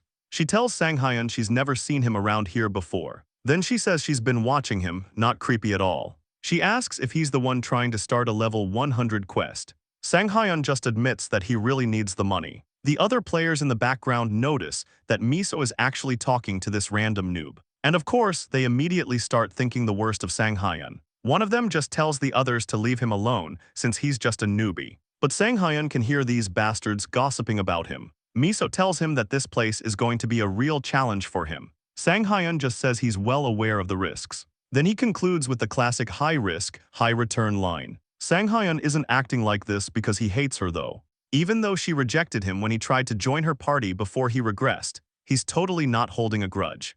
Miso then asks if he's aware that he can't even do this quest, since solo players aren't allowed. And that's when it hits Sanghyun that the solo player ban isn't lifted for another 4 years. Whoops. He tries to play it off, saying he must have just read the announcement wrong. Then he just starts to walk away in shame. But Miso has a suggestion. She actually invites him to come along with her. The bastards who were watching are now overflowing with jealousy. This suddenly makes Sanghyun super cautious. He's wondering what her angle is. He asks her what the conditions are for this little deal. Miso just says she's helping out a fellow player, sure Jan. Sanghyun replies that he has a hard time trusting people. Miso insists that there are no conditions. But instead of a condition, she wants a promise that if he disappoints her, he'll pay for it. But if he can actually back up his big talk, she'll apologize for her actions. And Sang Hyun finally gets it, she just wants to test him. Miso's influence isn't just in the game, she's a full-blown celebrity. Any clothes she wears immediately sell out, and every word she says becomes a news article. But the second she sees a player who's a little too confident, she basically ends their career. So Sang Hyun leans in and suggests they just get going already, because he actually finds this whole situation interesting. Just a few moments ago, Miso's personal chauffeur is sending her off, saying he'll wait right there for her. But Miso, ever the professional, tells him to just do whatever, because this might take a while. Apparently, most of her guildies were busy today, so she was stuck trying to recruit some randoms. And that's when she heard all the commotion at the front desk. By some massive coincidence, she now had a reason to party up with Sang Hyun. It's all because of some stupid rule about minimum party sizes for quests, which was a huge pain for her. So at that exact moment, she just happened to spot a player who was overflowing with confidence. And since she had no idea how this cocky rookie might react, she was suddenly interested in him. So she asks the poor receptionist what quest this interesting player wanted to do. The receptionist pulls up the details on her screen for Miso to see. It's a defense quest where they have to protect a guardian tower from a monster horde. The quest is an instant failure if the tower's core gets destroyed. No pressure. The mobs are all just a bunch of wolf-like monsters, and they have to kill a grand total of 300 of them. And the recommended level for this little adventure is a casual level 100. The reward for this suicide mission is a cool 500 million won. Miso is actually surprised. He picked a defense quest instead of a simple fetch or raid quest. Because of the quest's rules, the only way to win is to kill every single monster, which is why the recommended setup is a 4-man party with at least one ranged DPS. And yet, this genius Sang Hyun wanted to solo the whole thing. Miso rightly saw this as a complete and utter suicide mission. Then Sang Hyun has the audacity to ask her if she's nervous. She literally has to ask if she heard him correctly. Sang Hyun explains that she was quiet for a bit, so he was worried she got cold feet. He even offers to wait for more people to join if she thinks it's too hard for her. He's thinking a tank or maybe another ranged DPS would be good. The receptionist's jaw just completely hits the floor after hearing this. And Miso is visibly shaking, trying her best not to just explode with rage. Sang Hyun is still rambling on when Miso just grabs his arm. She tells him through gritted teeth that there is absolutely no problem. Then she smashes the accept button on the quest. And just like that, they're being teleported to the quest area. They get enveloped in a big, flashy, bright light. The receptionist is just praying that nothing bad happens. Or more accurately, that nothing better happen, or she'll never hear the end of it. The bastards in the background are still gossiping, wondering if they'll actually succeed. They just can't wrap their heads around a level 17 newbie clearing a level 100 dungeon. But one of them points out that Miso probably has a plan, because she is, after all, the youngest player to ever hit A+ rank. They all know she's not a complete idiot. Then they start talking about the new ranking system the Players Association came up with. It was created because just looking at a player's level was a terrible way to judge their actual strength. There are two main criteria for getting your rank. First is the number of dungeons you've cleared, and second is your overall battle sense. And Miso got her A+ rank purely based on her battle sense. Someone then asks what A+ even means. And some other guy explains that it just means there are monsters out there that are still stronger than her. But another guy says that's not what's important right now. The other dude is confused and asks what he's talking about. And the guy just points out that it's all about the newbie who just walked in with Miso. Yeah, they're all just super jealous of this lucky guy. Back in the defense quest, The Age of the Night and Wolves, our #1 waifu is holding her bow and arrow. She knows she has to take responsibility for her own words. So she decides she'll do her best to save him if he gets into any real trouble. Sang Hyun just gives her a little side glance. And Miso is just hopping he uses this as a chance to finally learn his lesson. Rewind to 30 minutes ago, where Miso is asking him to repeat what he just said. Sang Hyun says it again. She doesn't need to do anything unless he specifically asks for her help. He tells her that as long as she just supports him, he'll give her a generous 5% of the reward. And that's when Miso realizes she wasn't just hearing things. Sang Hyun really thinks that a 5% cut for just supporting him is a good deal. She asks if he really thinks she was arguing about his terrible payment terms. She has to spell it out for him. There is no way he can handle this quest, especially when there are at least 300 of these things. 300, she repeats, as if he didn't hear her the first time. She adds that this quest is already a challenge for a level 100 player like her. Then she notices the look on his face. Sang Hyun just tells her to wait and see. She lets out a huge sigh and actually agrees to his insane plan. But she counters with a new deal. she gets a 1% cut increase for every single monster he misses. And if he lets 95 of them slip by, he gets absolutely nothing. Just then, the first monster appears and lets out a fierce growl. Sang Hyun just tells Miso that's never going to happen, because his plan is to take care of every single one of them himself. The monsters immediately swarm and attack him. Miso is just standing there completely confused. Sang Hyun is just effortlessly slicing through the monster horde. After killing a few of them, he does a cool sword flick to get the blood off. And Sang Hyun comments that the monsters made some pretty pleasant sounds when they died. Miso is now starting to think that maybe he's not just some arrogant rookie. She can see that his strikes are completely flawless, and his stance is perfectly optimized for a superior reach. This is the exact stuff that Jinho, a warrior from her own guild, used to talk about. A perfect balance between offense and defense. And on top of that, Sang Hyun isn't making a single wasted movement. He's just slaying multiple enemies with every single swing. But she still thinks he has a lot to improve on, and she knows there are just way too many of these monsters. She thought there was no way a level 17 player could handle these things. But seeing the massive grin on Sang Hyun's face is making her doubt everything. Then she realizes that something has been off this whole time. She's been watching the monster's behavior. And that's when Sang Hyun activates his Demon Bash skill. And suddenly, all the monsters are just standing there, completely motionless. She's wondering if he just used a stun skill. She gets so excited that she actually loses her balance. Meanwhile, our boy is still just busy slaughtering the frozen wolves. Miso is teetering on the edge of a wall and almost falls off. She's arguing with herself that anyone could see that was a stun. And even though he's being conservative, it looked like it lasted for a full 4 seconds.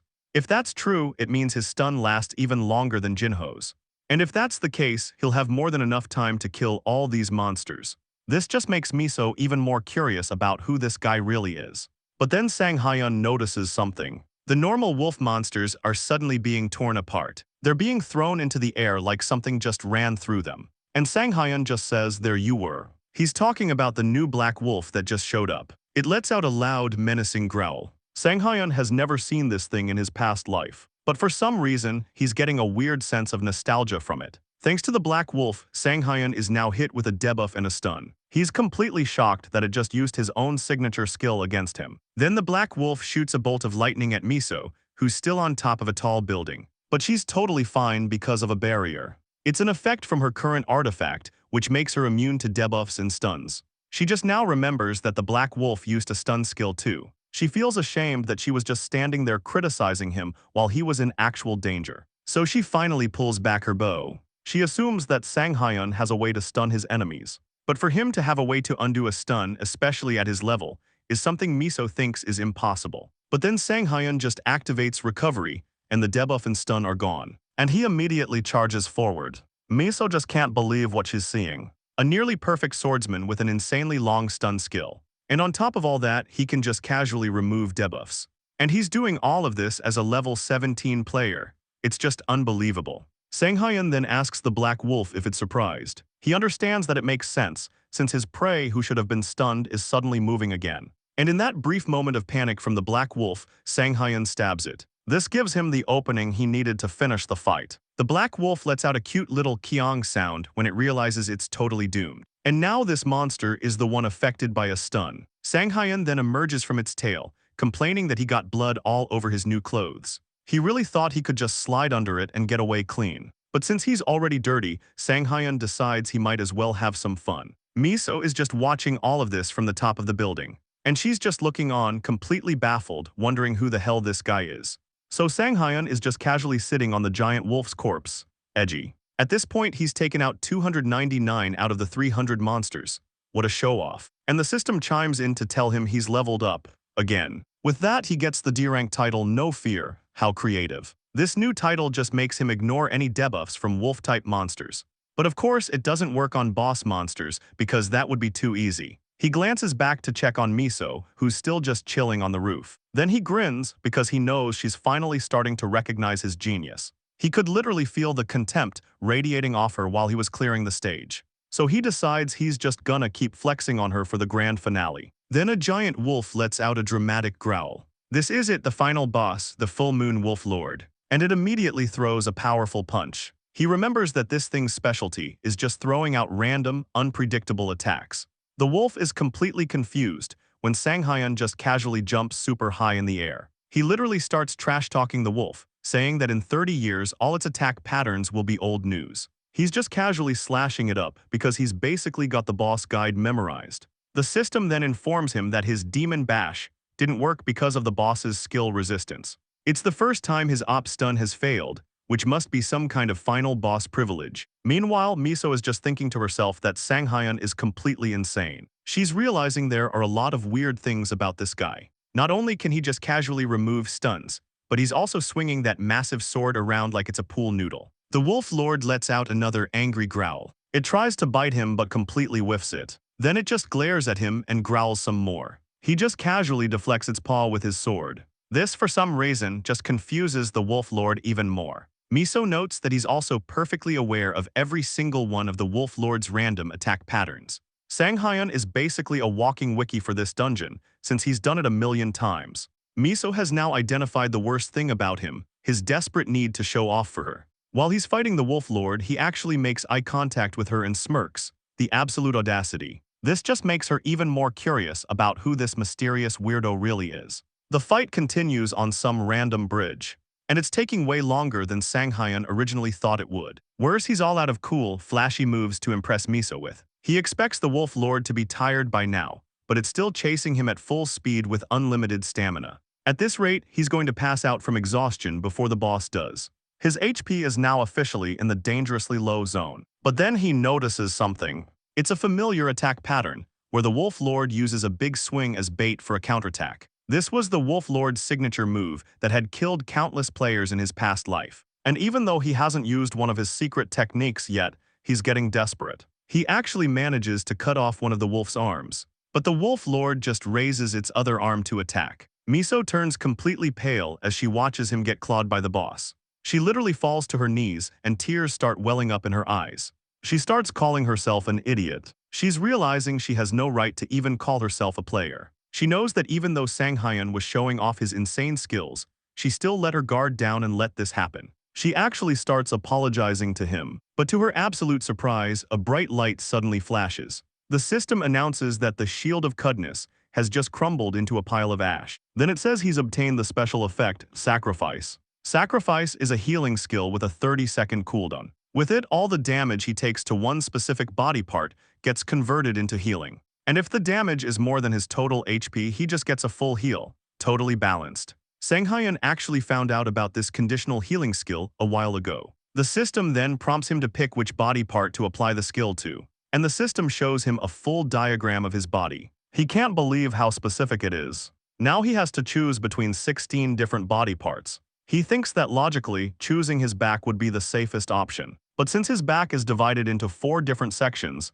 he thinks it's too inefficient. So his big brain conclusion is to just select the entire front of his body. And surprise, it actually worked. Thanks to Sacrifice, he's now back at full HP. He knows that if he'd missed his timing by even a little bit, he would have been dead. But it was just an unlucky day for the Wolf Lord. And with that one move, both of Sanghyun's problems are solved. Because now Demon Bash Level 1 has been activated, he didn't expect that cutting off its arm would actually break its resistance and let the stun go through. At this point, Sanghyun is just pushing his luck as far as it can go. A little while later, Miso is just standing in a giant pool of blood. The Wolf Lord was finally defeated after Sanghyun's stun finally worked on the 3rd try. But hey, it was still good enough to get the job done. He sees Miso walking up to him. She just stares at him for a second. Then she lets out a sigh and tells him he should have mentioned he had a healing skill. She really thought he was a goner.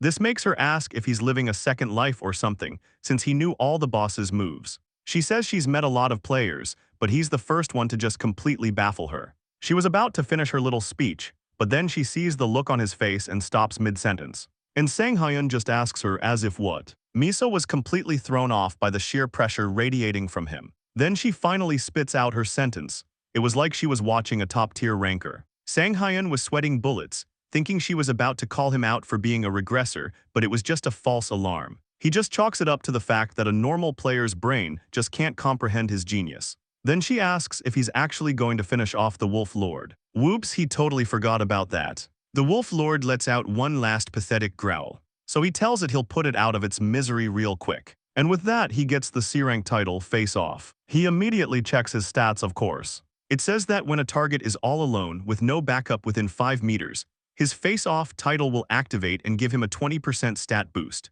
But the second the target is no longer isolated, the effect just poofs away. He's super happy that his first C-rank title is tailor-made for one-on-one duels.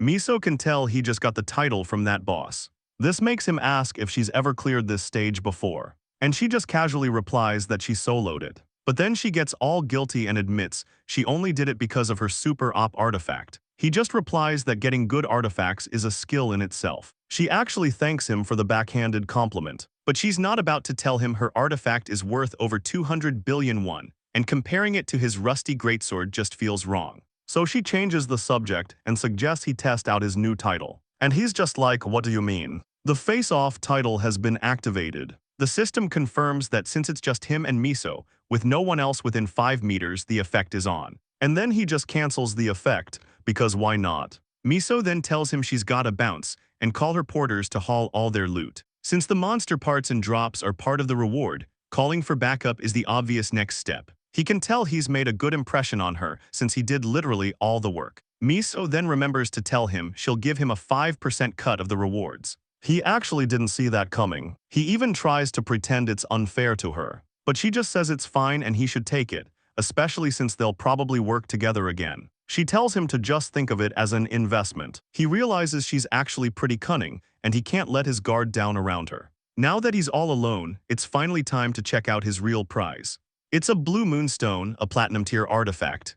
It's got a special effect called the Age of Dogs and Wolves, and gives a fat plus 100 to health and mana and plus 50 to luck. The flavor text says it's some precious stone from a silver wolf clan that worships the blue moon. Edgy. He's so happy he's practically celebrating, because he finally has a platinum rank artifact. A platinum artifact can easily sell for over 1 billion won. And with that kind of cash, he can finally afford a decent apartment in Seoul. The goddess of luck then asks if he's a true believer now that he's had a taste of the good life. He just questions why she's thanking him when it was his own luck that got him here. Suddenly, some other constellation with ripped lips objects to her claim. The player system then proposes to just ban the goddess of luck entirely. So the goddess of luck requests a vote from all the other connected constellations. And the vote to ban the one with ripped lips begins.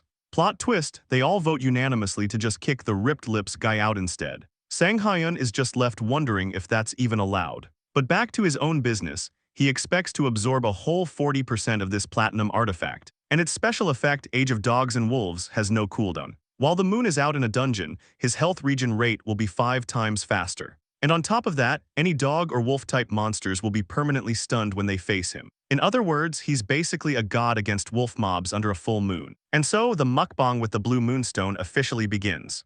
Back at the quest area lobby, he steps through the portal. And he's completely shocked when he sees what's on the other side. A whole crowd of players is just waiting for him. They can't believe he actually cleared a level 100 dungeon all by himself. But they believe it because they all trust Miso. Miso tells the poor receptionist not to worry. She even says that if she were in her shoes, she wouldn't have let a level 17 player in either. Then she thanks everyone for their hard work. Miso suggests that the receptionist get to know Sang Hyun, since he might be a regular here now. Sang Hyun almost completely forgot about the receptionist. He knows it must have been tough for her, so he actually feels a little bad. Suddenly, a bunch of dudes rush up to him, all trying to shove their business cards in his face and recruit him. One of them is Yoon Ju-han, the recruitment leader for the Guardian Guild. And a bunch of other guys are all competing with him. Miso just steps in and blocks them all, saying she has something important to discuss with him. This just makes everyone think the Eden Guild is trying to recruit him too. She gives him a secret little signal, and he just goes along with it. He knows she just saved him from a massive headache, but he also knows she's definitely planning something. After that whole scene, a car drives off. And inside that car is our boy, Sang Hyun. He's just staring at the 500 million won that just got deposited into his bank account. He's super pleased with himself. He literally says he never thought he'd get paid so easily.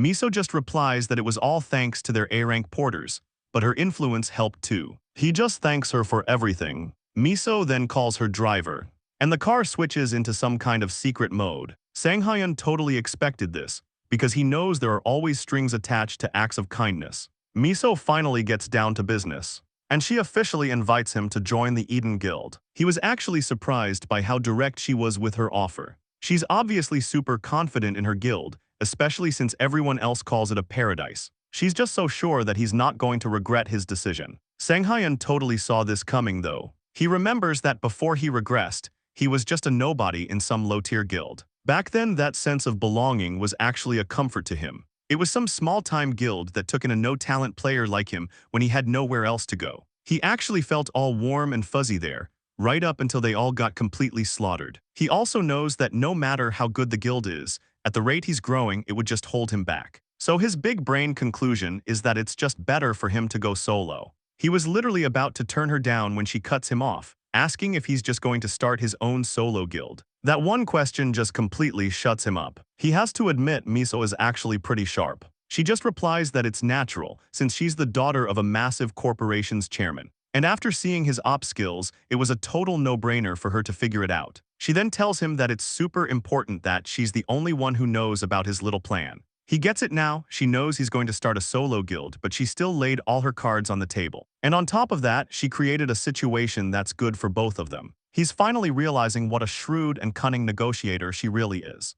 A little while later, at some real estate agency in Playertown, the agent is going over the numbers.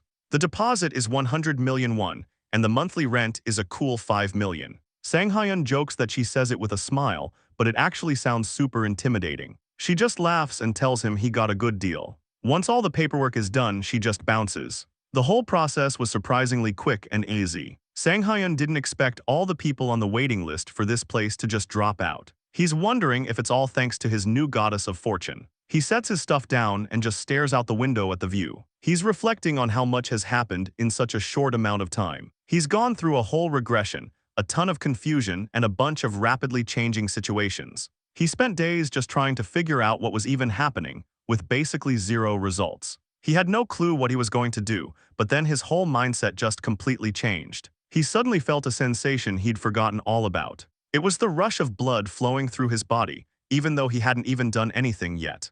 It was the feeling of youth, and it was making him super restless. And with that, he makes a solemn vow to live his second life differently, and not like the pathetic loser he was before. And after making that big decision, all these opportunities for growth just started falling into his lap. Meanwhile, back in the car, Miso gets a call from that reporter Park Youngmin. She just laughs when she finds out he's already heard the news.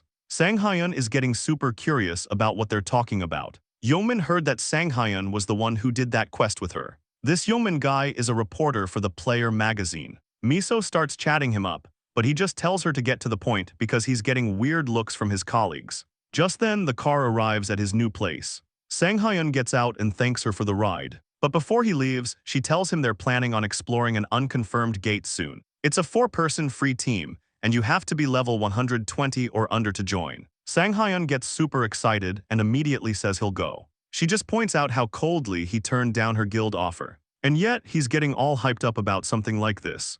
He's just happy he finally gets a chance to enter a real gate. Dungeons are just fixed locations with predictable patterns. Once you go in, the entrance and exit are always the same. And the traps and monsters are always in the same old boring spots. But gates are dynamic and always changing. The entrance and exit can move around during the raid. And sometimes the monsters can even change too. But with great danger comes great reward. It's the #1 rule of the player world. And in these unconfirmed gates, there's a first-time bonus system. So they're basically guaranteed to get a high-rank artifact. He assumes that Miso has done this before too, because she has an artifact that let her ignore the Black Wolf stun, even though she's a high level. Miso tells Sang-hyun she'll hit him up once they have more detailed info. She fully expects to be in constant contact with him from now on. Then she just hands him her phone so he can put his number in. But her screensaver is a picture of a bunch of altars for dead people. Awkward. She gets super flustered when she realizes he saw it, saying she didn't mean for him to see that. She just mumbles that her mind is a total mess right now. Sang-hyun just stays completely silent. He realizes she's probably got her own stuff going on, but that's just normal for a player. In his case, he has a past that he can literally never talk about with anyone. He can't even imagine what would happen if someone found out he regressed. He starts thinking about his old patron, Late Bloomer. This makes him curious about what that dude is up to now. He's actually grown attached to him since they were together for so many years. He even wishes he could see him again. Meanwhile, at the Eden Guild's VIP room,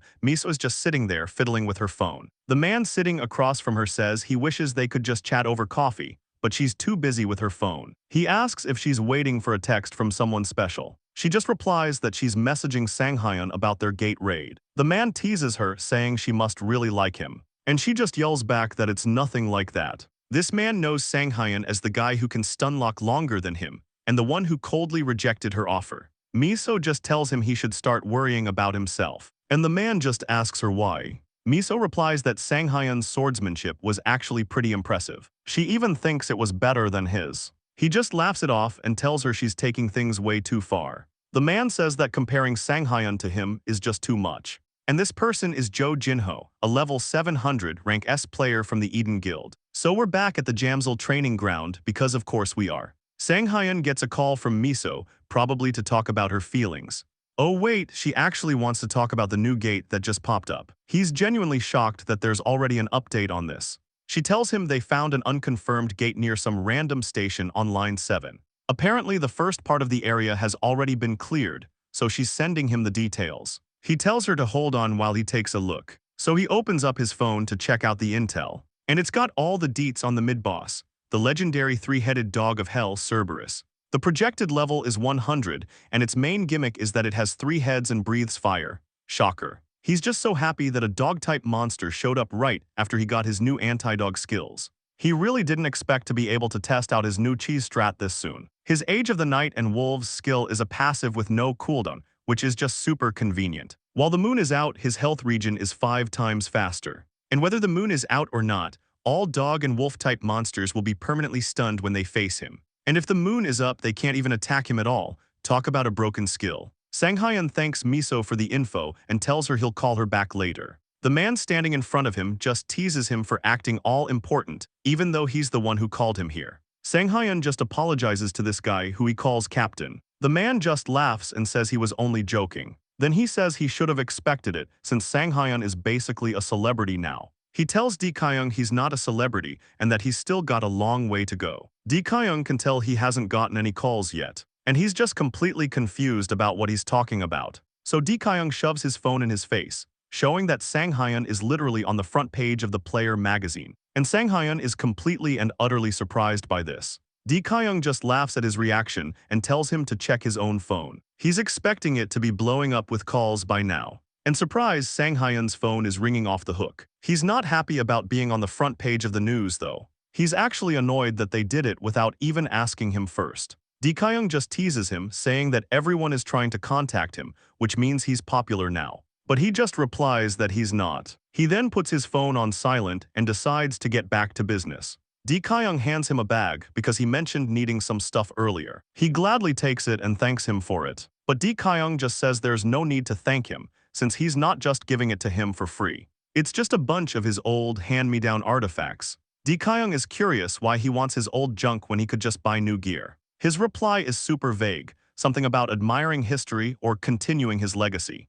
Of course, Lee Kyung doesn't buy that for a second. He tries to defend himself, saying it's just some superstition he believes in. But the real reason is that old, unused artifacts have a way better absorption rate. While they're chatting, a woman walks up and apologizes for being late.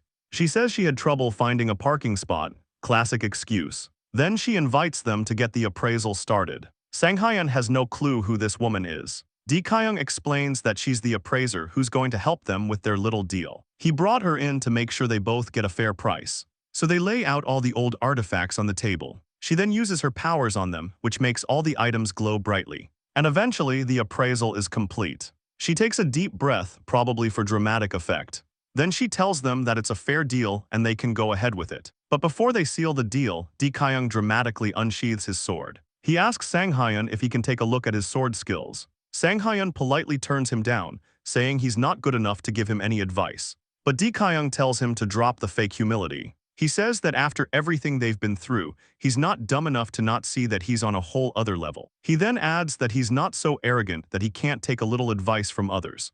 Sang-hyun has a sour look on his face, because he really doesn't want to get involved in this. But he can see that Lee Kyung has really swallowed his pride. So he knows that ignoring someone who's just trying to get better is a total jerk move. So he agrees and tells him to give it everything he's got. Lee Kyung immediately gets into a combat stance. Then he tells the appraiser to stand behind him for safety. And Lee Kyung gives it his all, showing off all his moves. Sang Hyun is actually impressed that he's gotten stronger since their last dungeon. He can tell he's been training hard since then, but he just watches him swing his sword for a bit. Then he just calls out his name. Lee Kyung thinks he's telling him to stop, even though he still has a lot more to show off. Sang Hyun then asks him if something is wrong with his left arm. And he's just like, how did you know? Sang Hyun noticed that whenever he swings his right hand, he opens up his left shoulder too quickly. He could tell he was being super careful with it.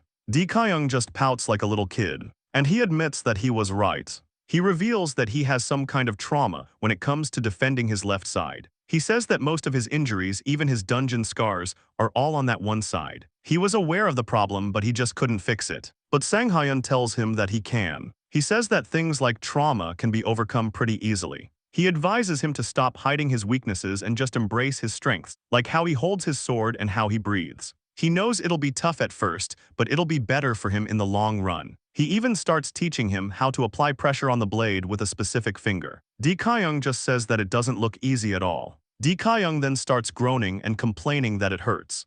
Sang Hyun just tells him to hold on for a little longer. And this whole interaction is making the appraiser blush for some reason. She's just continuously misinterpreting their conversation, and it's making her super flustered. She's just wondering what in the world is wrong with them. And with their weird positions and the things they're saying, it's easy for her to think they're doing something else. She literally can't believe what she's seeing. And when she gets home, her entire search history is just filled with boys' love. So after all that, our clueless MC is just driving his car. He's even humming a little tune while he's driving. He's in a super good mood because he just closed a good deal, even though he had to drop over 400 million won. He knows the long-term benefits will be way better than what he paid. He could tell Lee Kyung was happy with his little sword lesson, but he also noticed the appraiser was giving him a weird look. He's rushing home so he can start his next artifact mukbang and see how much stronger he gets. He's also super hyped for the next gate, so he was about to call Miso, but then he ran into an unexpected situation.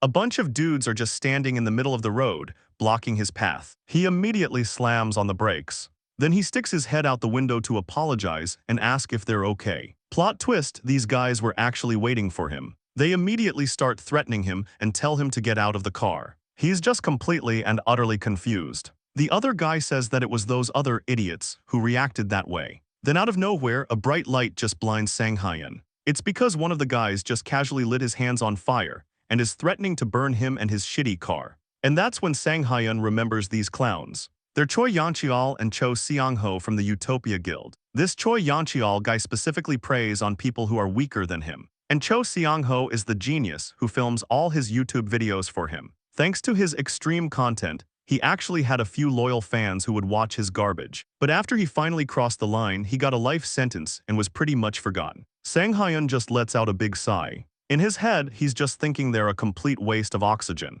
This Young-Kal guy, a level 100 rank B player, says he's getting pissed. And Seong-hee, a level 75 rank C player, walks up to him. He really wanted to see how his new artifacts would work, but this whole situation is just annoying. Especially since these punks are not the kind of opponents he wanted to test his new powers on. Young-Kal sees him get out of the car. He's got his sword out and is daring them to do something. Young-Kal wants to take his sweet time with this. He tells him that he's the security force in this town, and a lot of people have been complaining about him. He says that people have been saying some fucker keeps driving around in a shitty car. Basically, everyone is just super mad about his ugly car being in the area. Then he just kicks Sang Hyun's car, and Sang Hyun turns completely pale. Yang Chul then threatens him, saying if he doesn't want his car to get totaled, he should just grab his stuff and leave. They're starting to draw a crowd now. People in the crowd actually recognize Yang Chul, but then one guy notices something else. He recognizes the guy who was just on the cover of the Player magazine. They even remember his name.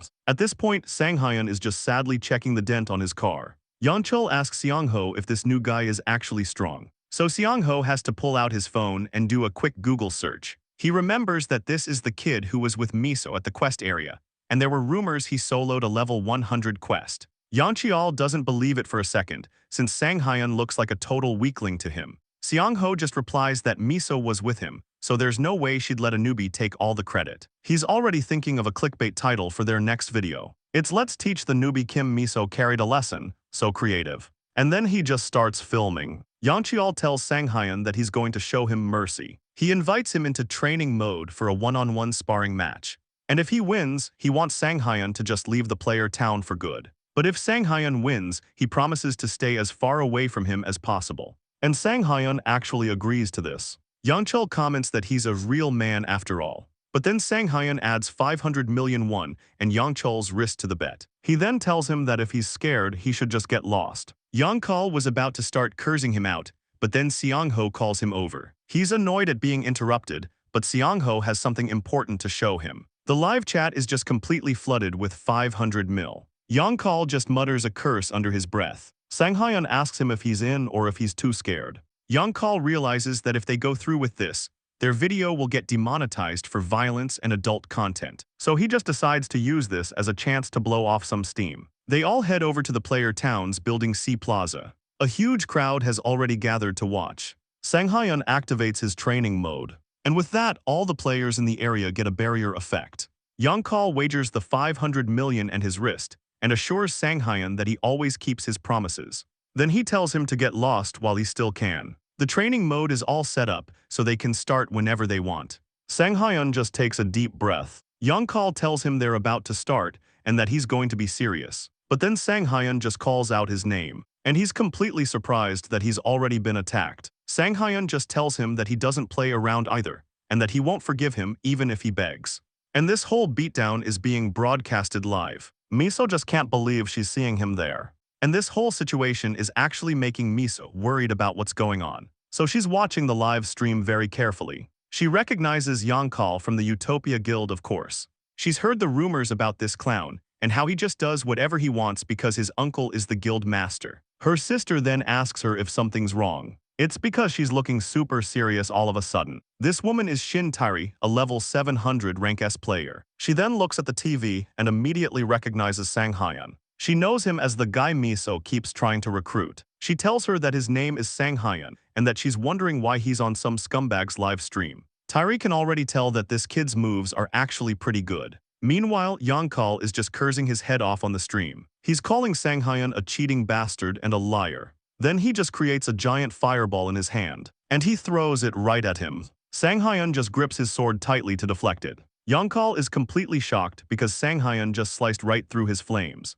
And this is immediately followed by a massive explosion. Even Seongho is surprised by his insane ability. But Sanghyun is just relieved, because finally, after his whole regression, his body is actually moving the way he wants it to. Rewind to 3 hours ago, where he's thanking the appraiser for making the deal go so quickly. The appraiser gets all embarrassed and says that they're the ones who did all the hard work. Then Di Kyung suggests they all go out for a drink, and it's his treat. But Sanghyun turns him down, saying he has somewhere else to be. Di Kyung's jaw just drops. He's wondering if he asked too much from him earlier. But Sanghyun just explains that he already had other plans. So he just accepts his lame excuse. He thought it would just be him and the appraiser, but then she says she has an important event to attend to. To Sanghyun, the artifacts he just got are way more exciting than some boring alcohol. So she just hurriedly leaves him at some quiet park, and Sanghyun just stays there by himself. The system then informs him that the absorption rate for the bronze equipment has been calculated at 10%. But since the artifacts were used for a long time, the final absorption rate gets a massive boost to 90%. The goddess of luck chimes in to say it's all thanks to her that he's getting all these blessings. He knows that in most cases, he'd only get about a tenth of the original stats.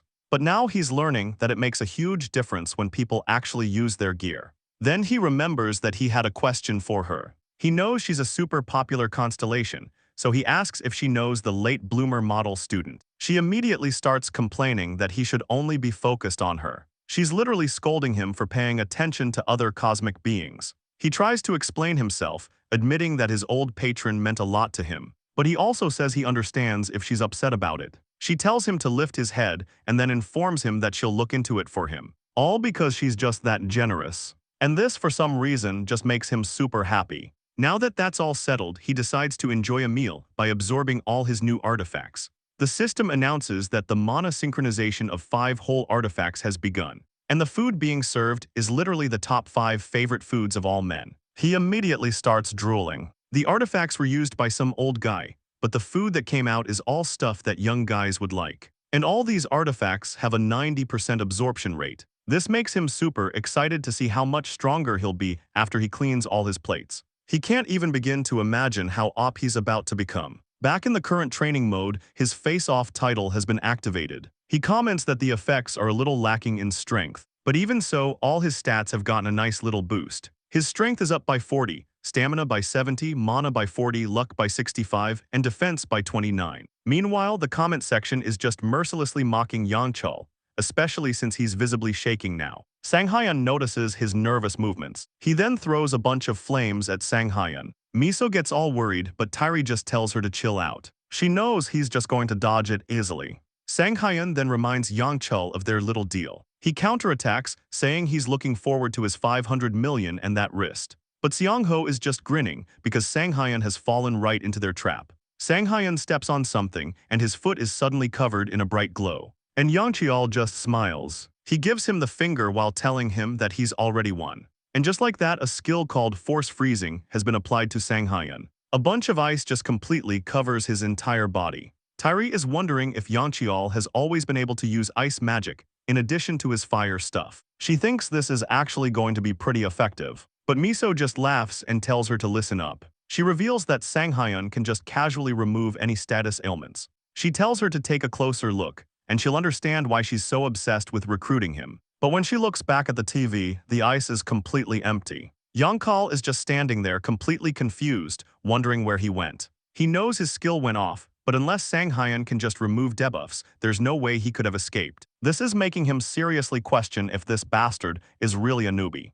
He's completely caught off guard as Sanghyun just jumps on his back and stabs him. But Sanghyun is the one who's surprised now, because a barrier just formed on Yangchul's shoulder. He just says that Yangchul is lucky the training mode saved his butt. Yeah, the training mode just nerfed what should have been a fatal blow. Seongho is now getting super worried for his friend. And of course, the comment section is going absolutely wild. One of them points out that Sanghyun looks totally different from how he did a second ago. This actually catches Seongho's attention. He can tell that Sanghyun has a completely different aura now. This makes him super curious about what he just did. Tairi says that it's some kind of awakening skill, and Miso immediately asks for more details. She replies that it's either a transcendence or psychedelic skill. But since his eyes are still black, she's guessing it's closer to psychedelic. She knows that psychedelic causes extreme exhaustion if the user takes any damage, so she figures he's just that confident he can win without getting hit at all. Miso refuses to believe that, but she has to agree that something is definitely off about him. She also points out that he never used this skill when she was with him.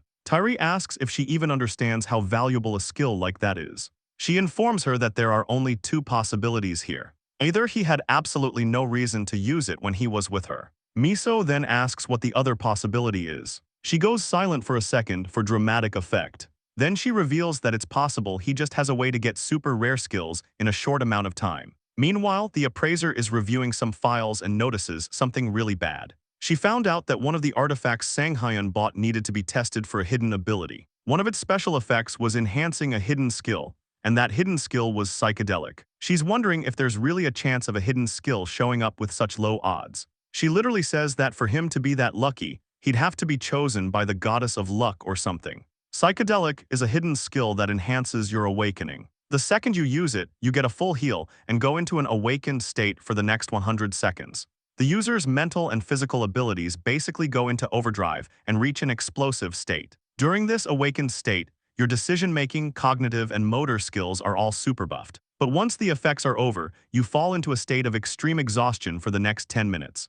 Sanghyun then asks what they should do about their little bet. Yangchul is still pinned to the ground. He gets super nervous when Sanghyun suggests they just turn off the training mode. He just curses at him and tells him to get lost as he tries to create some ice in his hand. He admits to himself that he let his guard down because he thought he was just a newbie. He really didn't expect him to be this strong. And now he's finally getting serious. To break free from Sanghyun's grip, he just makes the ground explode, which sends both of them flying. He immediately tries to create some distance between them. He's realizing that Sanghyun is completely different from what Seongho told him. If he'd known he was this strong, he never would have started this stupid fight. He just glares at Seongho, who can't even look him in the eye. He finally realizes that his friend was just feeding him a bunch of bull. He gets distracted for a second, and that's when Sanghyun grabs his face and tells him they're gonna end this. Then his face gets rubbed all over the ground. Sanghyun assures him that the training mode should prevent any fatal damage. So he finally gives up and promises to send the 500 million to his account. Sang Hyun concludes that their wager is officially over, and now it's time for his revenge. Young Cheol has no clue what he's talking about, and this just makes him even angrier. He tells him that this whole thing started because of him. Rewind to 3 days ago at the car center, where he's being told his car is fixed, but he'll have to junk it soon. This thought actually makes him feel super bad. The mechanic explains that the car is just too old and won't last much longer. But he just refuses to believe it. The mechanic acknowledges that he's attached to it, but reminds him that he'll have to say goodbye soon. He even tells him that the car was glad that he was its owner. This actually makes him tear up a little. Even the mechanic starts crying right beside him. It was like the car was telling him that it was happy whenever he drove it, and that it wanted him to be happy too. Sang Hyun then raises his fist and tells this little punk that this is his revenge for his car. Young Chul just keeps apologizing and telling him to wait, but Sang Hyun just grabs his face again. But before Sang Hyun can even punch him, he accidentally poops his pants. The whole crowd is just completely disgusted. Sang Hyun's fist didn't even land, but this dude just keeps on pooping. He's made a complete mess of himself, and he's just weeping and apologizing over and over again. The crowd is just complaining that it smells like actual crap. They're literally wondering what in the world Young Chul had for lunch. And Seong Ho is just standing there, wondering what he's supposed to do now. He doesn't care about their stupid YouTube channel, but he's terrified of messing with the wrong person. Then out of the blue, some guy in a suit just walks up to him. It's the Utopia Guild's regional manager, Moon Baek-hyun, and he just tells Seong Ho that they have screwed up big time. Seong Ho just immediately starts apologizing. Meanwhile, Sang Hyun is just checking to make sure he didn't get any poop on himself. And Baek-hyun is just finding this whole situation interesting. He's heard that Sang Hyun is a fresh-faced rookie, yet he just completely dismantled the experienced Choi Yong-chul. So he walks up to him. He explains that he's here to take care of the situation and handle any compensation. Then he asks if he has a moment to talk. Sang Hyun is immediately on his guard. He asks him who he is and who he works for. Baek-hyun is a little put off by his arrogant attitude, but then he realizes it's not arrogance, it's just pure confidence, like this kid has seen it all before. He can see that he has the experience of a veteran, and his skills are no joke. So Baek-hyun just bows to him and politely introduces himself. He even apologizes for the late introduction. He's basically willing to do whatever it takes to recruit this guy. He informs him that the Utopia Guild will cover any and all damages. He's confident he can handle the fallout, and he's willing to do it just to get on his good side. It was hilarious how Sang Hyun just nonchalantly asks for 2 billion won and shows the guy his bank account number. It was perfect timing, since he was just thinking that 500 million wasn't enough to cover his mental trauma. This just leaves Baek-hyun completely speechless. He asks if they can pay in installments, or if he can just do whatever he wants to that shitter Yong-chul. Later that day, at some random house, a horde of reporters is just screaming questions at his front door. They've been waiting for him to finish his little chat with Miso. When he finally leaves the meeting room, he just yells that he has nothing to say. But he can't even leave his own house because the reporters are swarming him like vultures. They even have the audacity to ask if he's dating Miso. He's getting super annoyed that they're asking about his non-existent dating life. He's already got enough on his plate, so dating is the last thing on his mind. He gets super excited when he finally gets home, because now it's finally time to pack his stuff. He's getting all his gear ready for the big gate raid. The time has finally come, and he's been grinding for the past week to get ready. But he's super satisfied with the progress he's made. His strength is up by 23, stamina by 19, dexterity by 5, mana by 11, and defense by 13. And on top of that, his Demon Bash skill has leveled up too. With his overwhelming power title, his stun should now last for about 2.6 seconds. And with the delay effect, it'll last for over 5 seconds.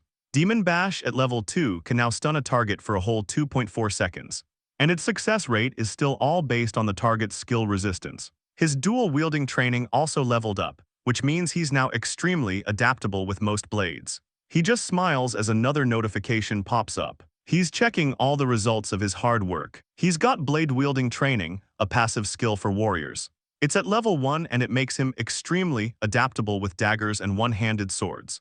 Next up is full charging, an active movement skill. It lets him charge up a massive amount of energy and then unleash it all at once. The damage and charge distance are all based on how long he charges it. But the catch is that he's completely stuck in place while he's charging. With all these new buffs, he thinks he's more than ready for the gate raid. But then he realizes that he was still lacking in a lot of areas during his last fight. He wasn't able to perform at the same level as his past self. During the fight with the Wolf Lord, he had to gamble because his combat patterns were so limited. And during the fight with Choi Yanchial, he fell into a simple trap because he had no movement skills.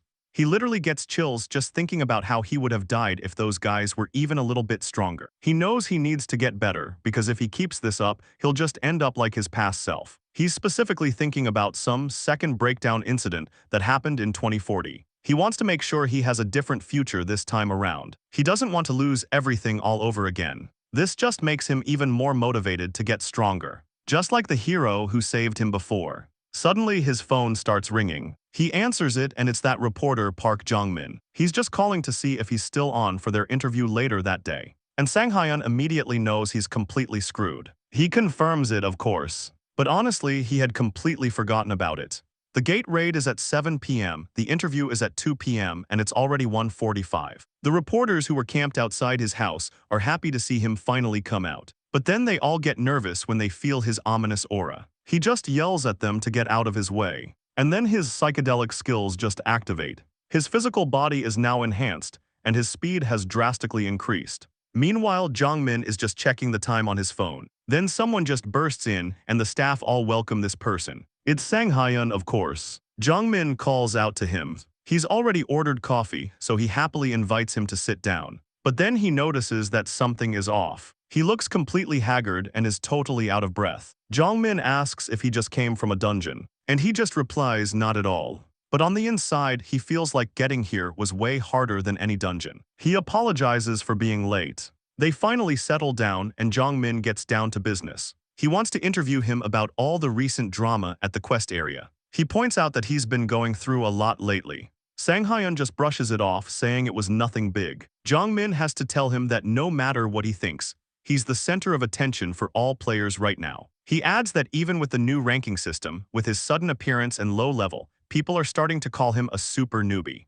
Sang Hyun just humbly replies that it's nothing like that. Jong-min then asks if he's aware that a ton of guilds are trying to recruit him. By this point, Sang Hyun has already gotten a bunch of spam calls. He assumes that he just wants to hear about the Eden Guild or some other local guilds. But Jong-min replies that he's talking about guilds from overseas. This just completely blows Sang Hyun's mind. He has to admit that this is news to him too. He shares that a total of 5 foreign guilds have officially requested an identity check on him. Most foreign guilds usually try to scout players early on to get an edge. And this is the first time they've ever shown this much interest in a newbie-level player. But he advises him to stay on his guard, because a lot of people have their eyes on him now. Back at Chunhui Station, a gate has appeared in the back alleys. Sang Hyun is just walking through the alley with a lot on his mind. He was hoping to just be a one-man guild, but this whole foreign guild thing has him curious. Seeing all these great opportunities just makes him wonder why he had to suffer so much in his past life. Eventually, he meets up with Miso. She tells him they still have some time before the gate actually appears. But the woman standing behind her immediately catches his attention. So all three of them are just standing under a streetlight, like the opening of a bad sitcom. Miso explains that her sister just wouldn't shut up about meeting him, so she brought her along for a little meet and greet before the gate. She finally introduces Tari to him. Then she suggests they go to a nearby cafe, probably to make this whole thing less awkward. Terry is just standing there watching him quietly like a creep. Then she finally shakes his hand. Deep down, Sang Hyun is thinking that he would have known who she was even if Miso hadn't introduced her. There isn't a single player in the country who doesn't know who she is. She's also known by her super edgy alias, Shadow Assassin, and she's considered one of the greatest players in all of Korea. Her popularity is so huge that she's even famous in other countries. She's basically one of the main reasons the Eden Guild has any influence at all. And her mere existence is enough to shake up the guild rankings. Sang Hyun feels like he's getting super lucky with meeting all these high-ranked players after his regression. Then Terry asks him for a favor, completely out of nowhere. This is definitely a surprise for him. He asks how he can help her, probably expecting her to ask for an autograph. She just replies that it's nothing much. She just wants the two of them to fight, no big deal. Miso can't believe she's asking this favor from a guy she literally just met. She argues that she already told Miso about it on the way here. Of course, Miso doesn't remember a thing. She reminds her that it was when she was talking about recruiting Sang Hyun, and she said she'd go see if he was worthy.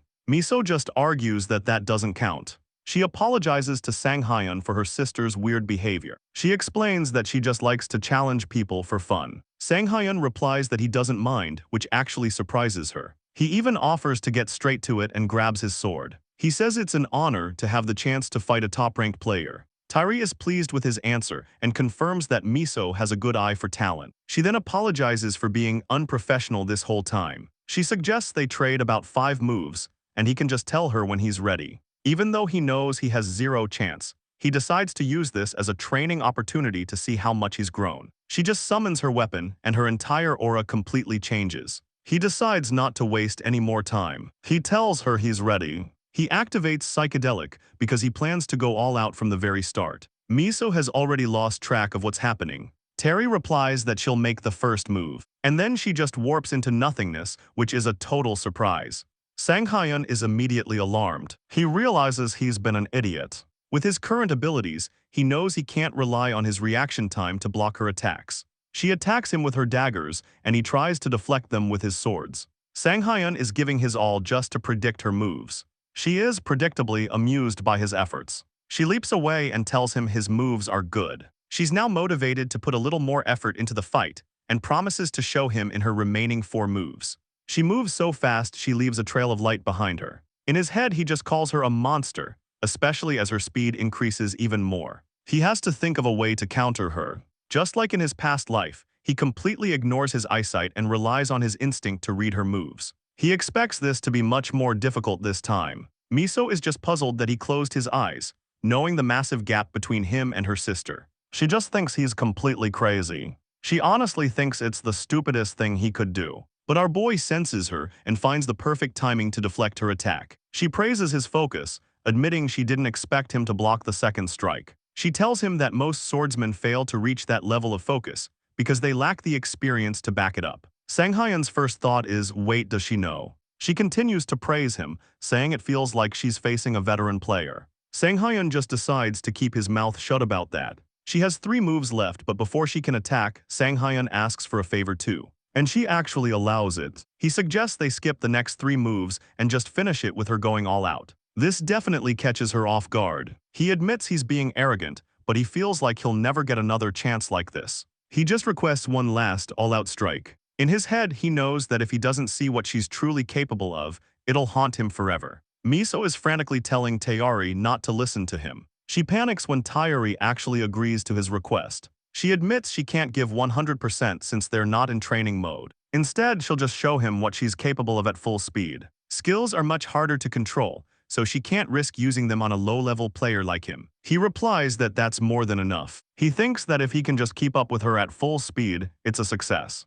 He sets his mindset to treat this as a real fight to the death. She charges right at him. He's immediately overwhelmed because he didn't even have time to prepare. He makes a mental note to always be ready, and instead of just swinging his blade, he attacks the space in front of him before she even gets there. Tairi is actually surprised that she was almost hit. She immediately activates her shadow illusion skill. He's completely taken aback by what she just did. Then she gently taps his face with the handle of her sword. She asks if he's okay. He replies that he's fine. But internally, he's just like, I thought you said you weren't going to use a skill. Sang Hyun just complains that his head hurts. He's literally wondering if his nose is broken. Tairi holds out a hand to him, probably to help him up. She admits she didn't mean to use a skill on him and that it was just a reflex.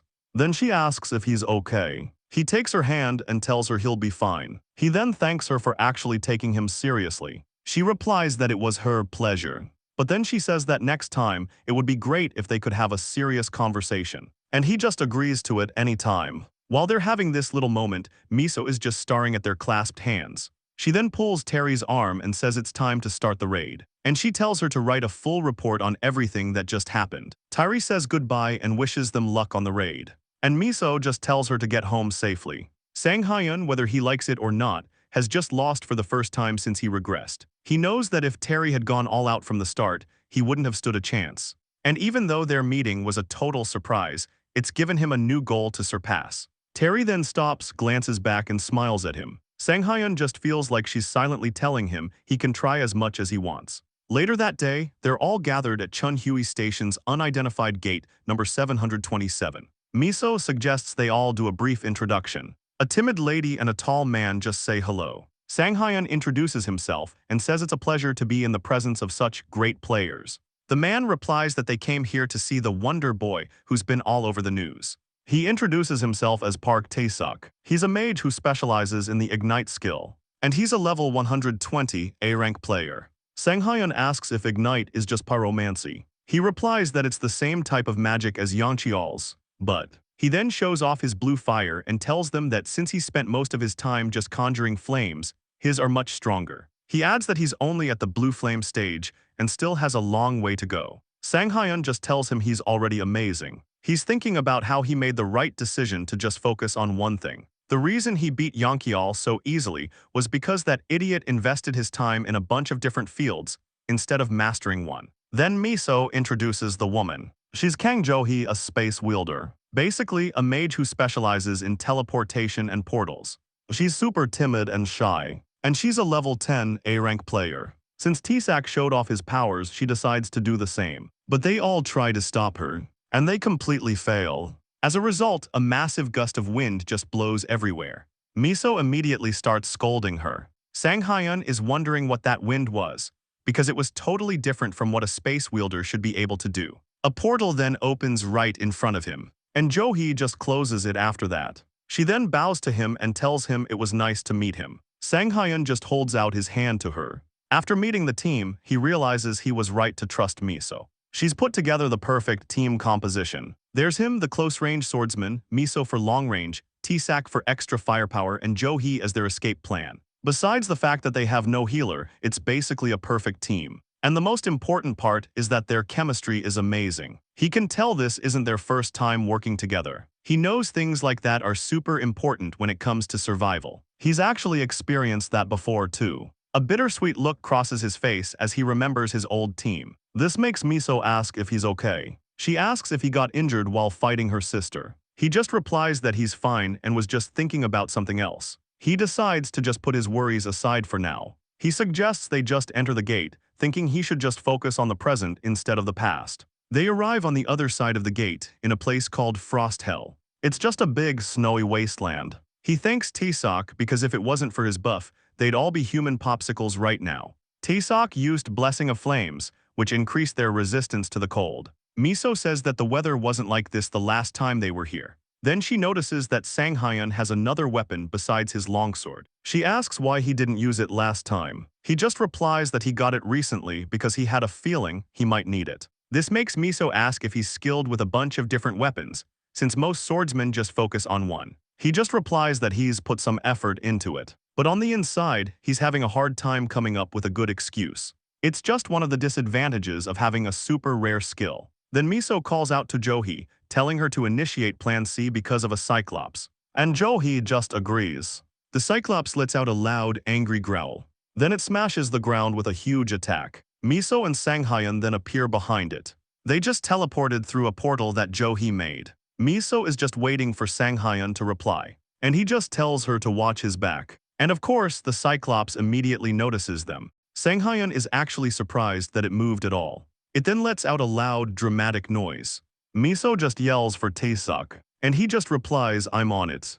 She lets an arrow fly while Sang Hyun just charges straight ahead. The Cyclops sees the arrow coming right for its eye. It gets blinded at the perfect moment, just as Sang Hyun closes the distance. He lands a hit which makes it groan loudly. Then blood just starts spurting out from all the cuts on its body. Our boy then calls out for Jo-hee, and Jo-hee just responds with her skill. The Cyclops is now completely focused on Sang Hyun. It was just about to grab him. But when its hand smashes into the ground, a bunch of debris just flies everywhere. A sword is just left lying on the ground where its hand was.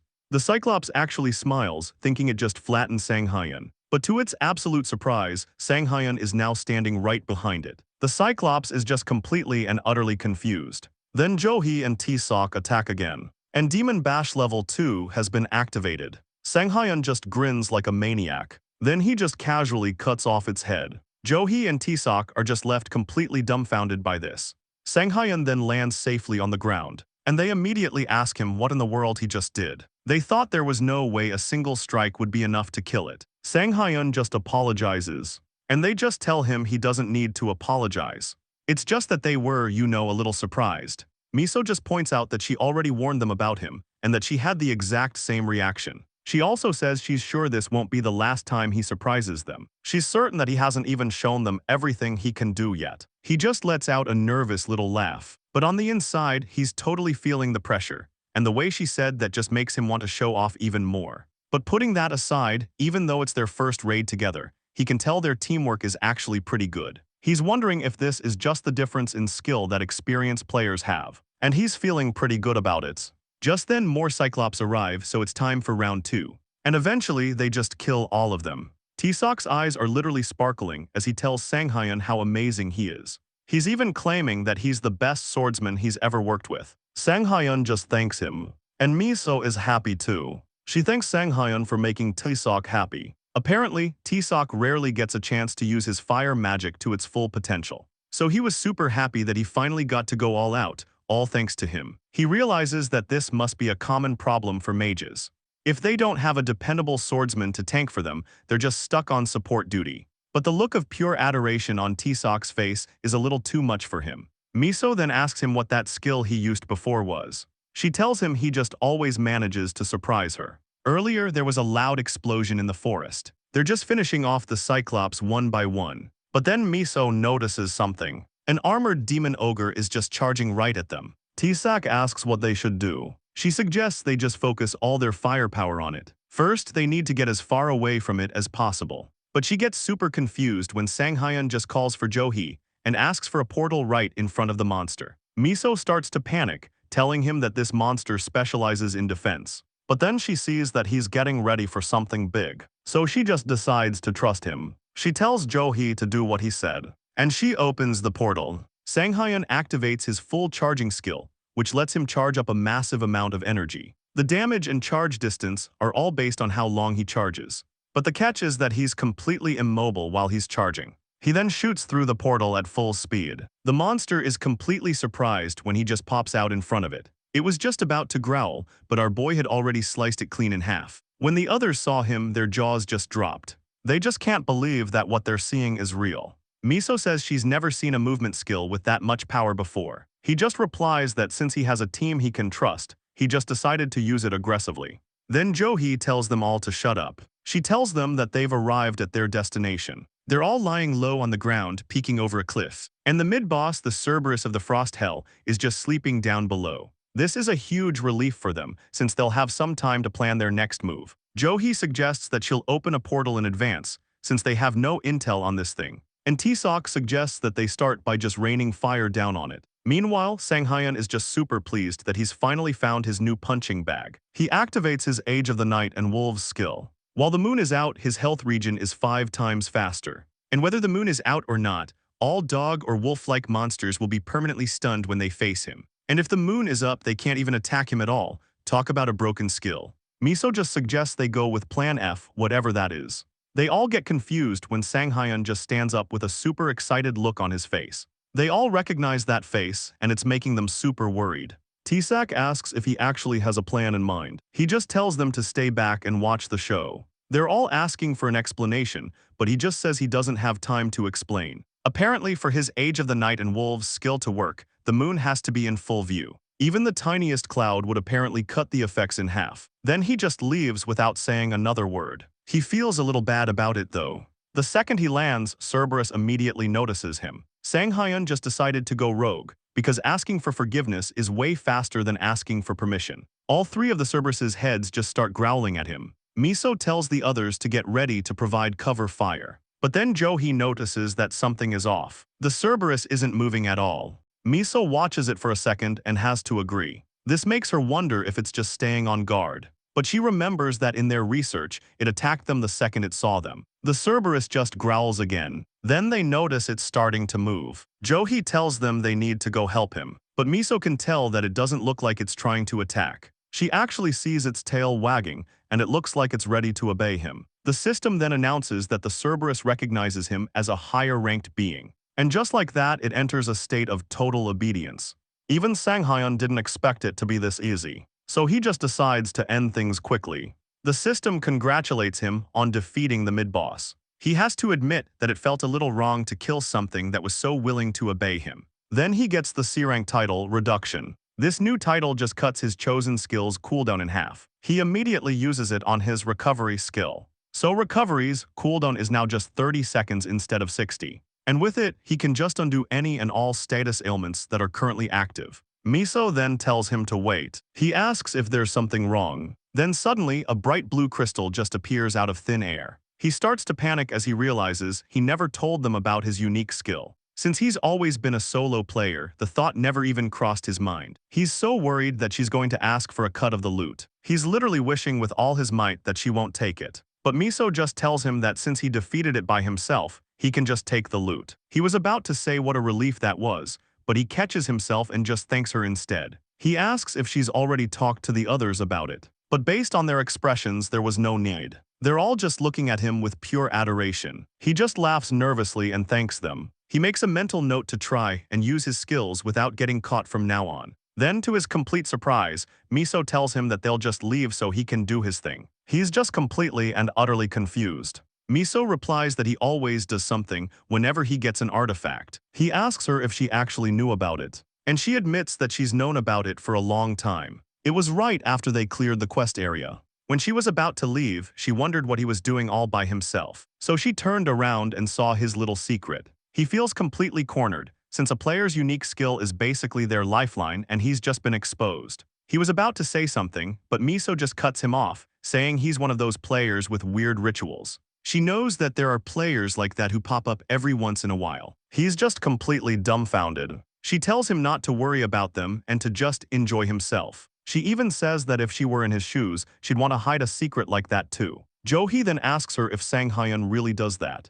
And Miso just says yes, which is why they have to give him his privacy. The look on Sanghyun's face is just absolutely priceless. This is a huge misunderstanding, but having his real secret exposed would have been way worse. So he just decides to go ahead and eat. The new artifact is the Heart of Ice, a gold tier support equipment. Its special effect is freezing, and it gives a measly +10 to evasion and defense. The flavor text says that it holds an extreme cold that's ready to freeze the world. So edgy. Meanwhile, the whole place has turned super gloomy. Johee has just created the last portal. Miso praises her for her hard work, and Sanghyun agrees that it's all thanks to her. She asks if this is really going to work, because even if they gather all the dead ogre bodies, she doubts the boss will actually come and eat them. But Sanghyun just assures her that the boss will do anything for food. She asks him how he knows that, and he's just completely speechless. So he just changes the subject and asks Taesuk to light a fire to lure the boss out. Miso can definitely tell that he just dodged the question.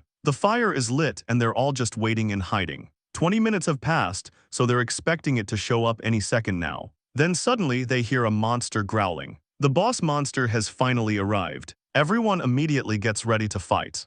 And it's the final boss, the grizzly big bear of the cold. Miso is just standing on the edge of a cliff, watching everything unfold. She has to admit that all their successful raids so far have been all thanks to Sanghyun. But watching Sanghyun stand in front of this massive boss, looking completely exhausted, just seems like a really bad idea. Rewind to a few minutes ago, where Miso can't believe what he just said. She's asking him what he means by "he'll be the bait." He just replies that they have no choice, since it's the fastest and safest way to do this raid. He explains that most giant monsters have a similar trait that kicks in when their health gets low. They enter the so-called gluttony state. A monster in this state gets a massive buff and becomes way more violent. It basically just tries to eat everything in sight, which is why they conveniently stacked up all those ogre corpses. He even considered poisoning the food. That's why they had Johee use her portals to stack up all the ogre bodies. And they even prepared some special juniper wood to act as a strong sedative. But there's just one tiny problem. They still have to get its health low enough to even trigger the gluttony state. He tells them that he'll create the perfect situation for them to just unload all their damage. Then he asks them to just believe in him. But then he immediately realizes that was a load of bull, because he was just one step away from getting sent to the afterlife. This actually makes him feel bad because he really thought he had gotten stronger. He thought he could handle this level of attack by now, but this thing is just stupidly strong. He's now questioning if his own strength is even enough. He knows that if this keeps up, he might actually die for real this time. So he just focuses on dodging every single attack from now on. A bunch of debris is just flying everywhere. He jumps super high in the air to evade its next attack. But while he's up there, the boss monster just glares right at him. It has a super fast reaction time. He's now questioning if jumping was a bad idea, because he's about to just fall right into its mouth. Just then Miso lets a few arrows fly. This actually surprises the boss monster. He just glances over at her, and Miso just tells him that it's time. Her support actually makes him smile. It's thanks to her that he's not a bear snack right now. So he prepares to counterattack. The bear sees him coming, of course. He activates his full charging skill and just starts slashing the bear all over. The grizzly bear is now inflicted with a 1-second freezing debuff from his full charging skill. He's just so glad that it actually worked. This freezing effect came from his Heart of Ice artifact, which he combined with his full charging skill. He was actually doubting it would work because of the boss's status resistance, so he's completely shocked that it did. He then targets the bear's leg and just stabs it. The bear lets out a loud, pained groan. Then he uses his Demon Bash level 2 skill. Miso immediately calls for Taesak, and he just replies that he already knows what to do. He starts gathering his flame for his most powerful attack. But before he unleashes it, he warns Sanghyun to get out of the way. And Sanghyun definitely heard him. Taesak then unleashes a skill called the Blue Flame Flamingo. The bear completely loses its footing when the attack hits. The firepower of that attack was way more than Sanghyun expected. He's now pretty sure they've gotten its health low enough. The grizzly bear's entire energy just completely changes. It lets out another loud groans.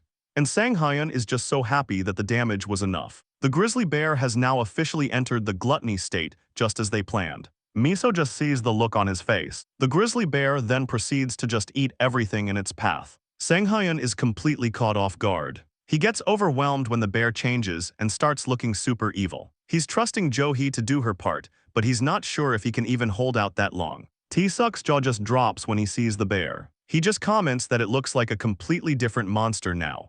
Miso then asks about Jo-hee. He replies that she's still getting ready. Jo-hee is still gathering her energy. As she's chanting her spell, Miso is worried she won't make it in time. But Taesak tells her that's not their biggest problem right now. Because what's really important is whether or not Sanghyun is going to survive. Sanghyun is literally running for his life. He's panicking because not only could the raid fail, but he could actually die here. He's just wondering if she's still not ready yet. His eyes go wide because the bear just leaps right at him. He knows there's no way he can dodge this attack, so he decides to just face it head-on and activates his psychedelic skill. Meanwhile, a large portal just appears in front of Jo-hee. She's finally finished her preparations and has started the warp. At this point, the bear is charging right at Sanghyun as he's swinging his sword, and the portal just appears right between them. To Sanghyun's complete surprise, the bear just disappears into the portal. Jo-hee then just collapses to her knees.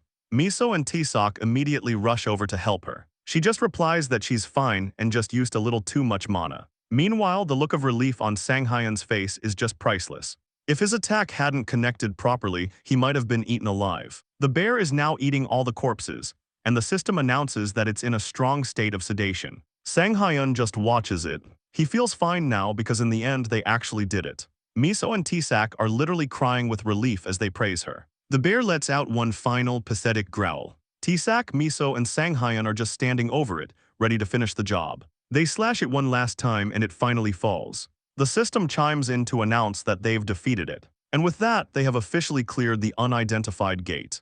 Miso immediately starts thanking Sanghyun for everything. She even says she's sorry for relying on him so much. He just brushes it off, saying it was his idea anyway. The system then informs him of his drastic level increase from clearing the gate. But he has to admit to himself that this dungeon was actually a little too much for him. Just then, Jo-hee pops out of a portal and praises everyone for their hard work. She apologizes for not being much help with finishing things off. But Sanghyun just tells her she shouldn't be sorry. He thanks her for going along with his stupid, last-minute plan. She just responds that it was a great chance to test the limits of her own abilities.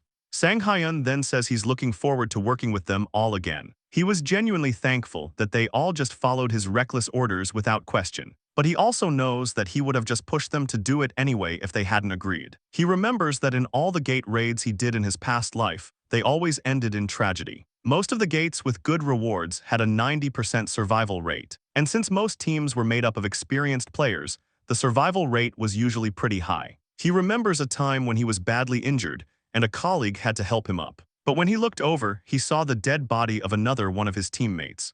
That 10% chance of death always seemed to find its way to them. He knew it was just a coincidence that he was never the one on the receiving end. He learned that the job of a hero is always done in the face of death. So even though getting stronger is important, he set another goal for himself in this life. And that thought actually makes him smile. His new goal is to just avoid any and all needless deaths. The time has finally come. They're all just eagerly anticipating the loot from all their hard work. A bright, shiny orb just appears in front of them. This is the final reward for clearing the gate. It's considered the first clear bonus. At this stage, each of them will get a reward that's appropriate for them. But just as he's about to reach for his reward, the goddess of luck grabs his hand. She tells him to just watch as she shows him the truth behind her powers. This actually makes him smile. Her little statement is making him super excited to see what's coming. The system then informs him that he has a unique rank artifact. His eyes go wide, and his jaw just drops at the sight of all the unique items in front of him. He knew right then and there that he'd made the right choice. A unique rank item was clearly on a completely different level. The goddess of luck is just grinning like she knew there was even more to come. The system then states that thanks to her authority, a hidden effect for unique rank artifacts has been unlocked. Sang Hyun is reminded that this was one of the conditions of their contract. It was basically the goddess of luck's way of thanking him for all his hard work. This just makes him like her even more, to the point where he'd do anything for her. After that, Sang Hyun looks around and sees that everyone else is busy with their own rewards. So he decides it's time to pick his own artifact, and he doesn't even have to think twice about it. The form of his chosen artifact just materializes in front of him. It's the one artifact that's always been on his mind. It's the Greatsword of Fighting Spirit. It's a two-handed greatsword, classified as a unique artifact.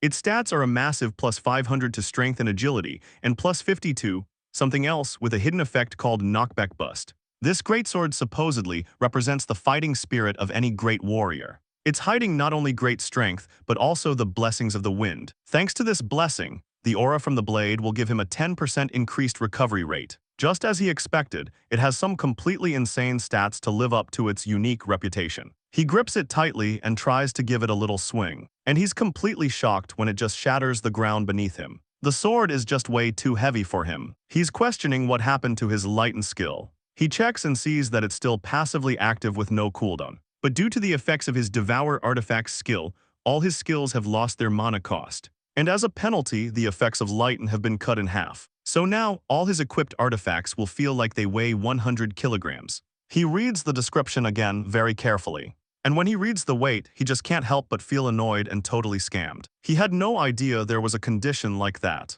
His loud voice actually catches Miso's attention. Then he sees the faces of his teammates. They're all just happily holding their own great rewards. Miso tells him they all got artifacts that are perfect for their class, all thanks to him. He just replies that he didn't do anything. But Miso insists that it was all him and that they had a little chat about it. They all think it's only right to give him the boss's carcass and all the magic stones. He gets super flustered and says there's no need for that. But Johi says they should just settle things. And this was the conclusion they came to after calculating everything. They're all surprised when he just drops his head and covers his eyes with his hand. He's so touched by how thoughtful his teammates are. The boss's carcass alone is estimated to be worth 60 million, and with everything else combined, it would be around 150 million. Sang Hyun is just hiding his devious little grin behind his hand. He really wants to laugh, but he's managing to hold it in. After that, they all finally exit Frost Hell. Miso invites him to go celebrate, but he just says next time. It's because he just wants to go see how much all his new loot is worth. So they all just say their goodbyes and go their separate ways. But then Miso remembers something. She asks if she can just call him whenever she wants. He really wanted to reply, "Who do you think you are?" But of course, he couldn't actually say that. So he just agrees to it. And this just makes her feel super good. With her cheeks all flushed, she tells him she'll see him again soon. Her expression actually makes Sang Hyun's eyes go wide. He never thought he'd see her make a face like that. Meanwhile, T-Sok and Johi are just super embarrassed because they feel like they're intruding on a private moment. Sang Hyun is just thinking that it was actually kind of sweet of her. It makes him realize that it's been a while since someone talked to him like that. Back at the Chunyu station's back alley, he's just absorbing some random faded greatsword. With that, he's finally met the conditions for Lighten, and the effect has been reactivated. Just as he expected, since this trash-tier sword had no bonus stats, he got basically nothing from eating it. But since the food was grilled mackerel kimbap, which is apparently his favorite, he was happy. Now that everything is cleaned up, it's time to check his accomplishments. His stat screen shows he's now level 51 with the title Clever Hunter, and 8 other lame ones. His constellation is still the Goddess of Luck, and his exclusive skill is still Devour Artifacts. In total, he's now consumed a whopping 5 artifacts. What a glutton. His HP is now 1,398, with 183 MP and 408 EXP. His strength is at 250, with an extra 150 on top. His stamina is 109, dexterity is 83 with a plus 50 bonus, 71 mana, 169 luck, 30 evasion, and 62 defense. Knockback Burst is his new hidden skill, which uses 27 mana to just push an opponent backward. The success rate and knockback distance are all based on the opponent's skill resistance, of course. He can even use all 183 of his mana points to boost its success rate and distance. Clever Hunter is his new C-rank title, which just restores his stamina whenever he kills a monster of a different size. He's super elated with all these new effects. He's just so surprised that by just changing out one sword, his strength stat just shot up like that. He also got 2 new titles and a new skill, so he decides to just pump even more points into his luck stat. The system then informs him that his luck is now over 200, and his crit range has been recalibrated. His new crit range is from 120% to a massive 600%. A 600% max crit basically means he can hit 6 times harder. He can't believe he's made it this far, way faster than he did in his past life. What took Di Kyung years to just hit level 50, he did in just 15 days. He's now super motivated to just keep grinding at this insane pace. He's determined to catch up to that Ghostblade Dujyeonsu guy. But the system suddenly notifies him that the atmosphere around him is turning eerie. And this all happens while he's just daydreaming about getting his revenge on Terry. He suddenly feels a familiar, creepy pattern. The system then announces that new constellations are seeking his presence. The Lion King is showing great interest in his swordsmanship. There was also the owner of a beautiful beard, who's giving him high marks for his fighting spirit. And the Dark Hunter, who's just questioning why someone like him even exists. The Goddess of Luck just tells him that this is a pretty decent lineup. She even adds that the value of the Sanghyun coin has just skyrocketed. These 3 new constellations are now just standing right in front of him. He didn't expect them to show up again so quickly. But considering how ridiculously fast he's been growing, it kind of makes sense. But he knows all the credit really goes to the Goddess of Luck, since she's such a social butterfly. So he decides to just confirm who's here this time. There's the Lion King and the owner of a beautiful beard, who are apparently famous. They're real-world heroes who became constellations after they died. He's wondering if they saw his potential and came here because of that. But they're already making him uncomfortable because they're such massive chatterboxes.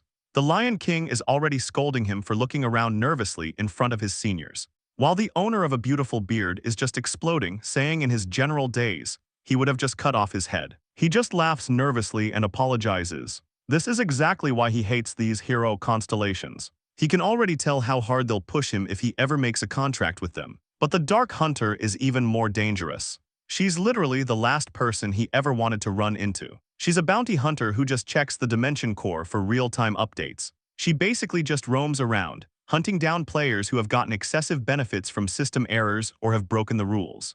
There were even cases like that in his past life. Except that unlike the Goddess of Luck, she just relentlessly hunted down high-ranking players who had dual contracts, to the point where some of them ended up completely broken. It was just truly terrifying. He's feeling super nervous because he doesn't like any of these new options. He knows that forming a new constellation contract is a huge deal. It could completely change his future as a player, so he has to choose wisely. But right now, just having the Goddess of Luck is more than enough for him. But that doesn't mean he's not going to aim higher for the mythical constellations. Only a handful of players in history have ever managed to make a contract with them. They're literally mythical beings.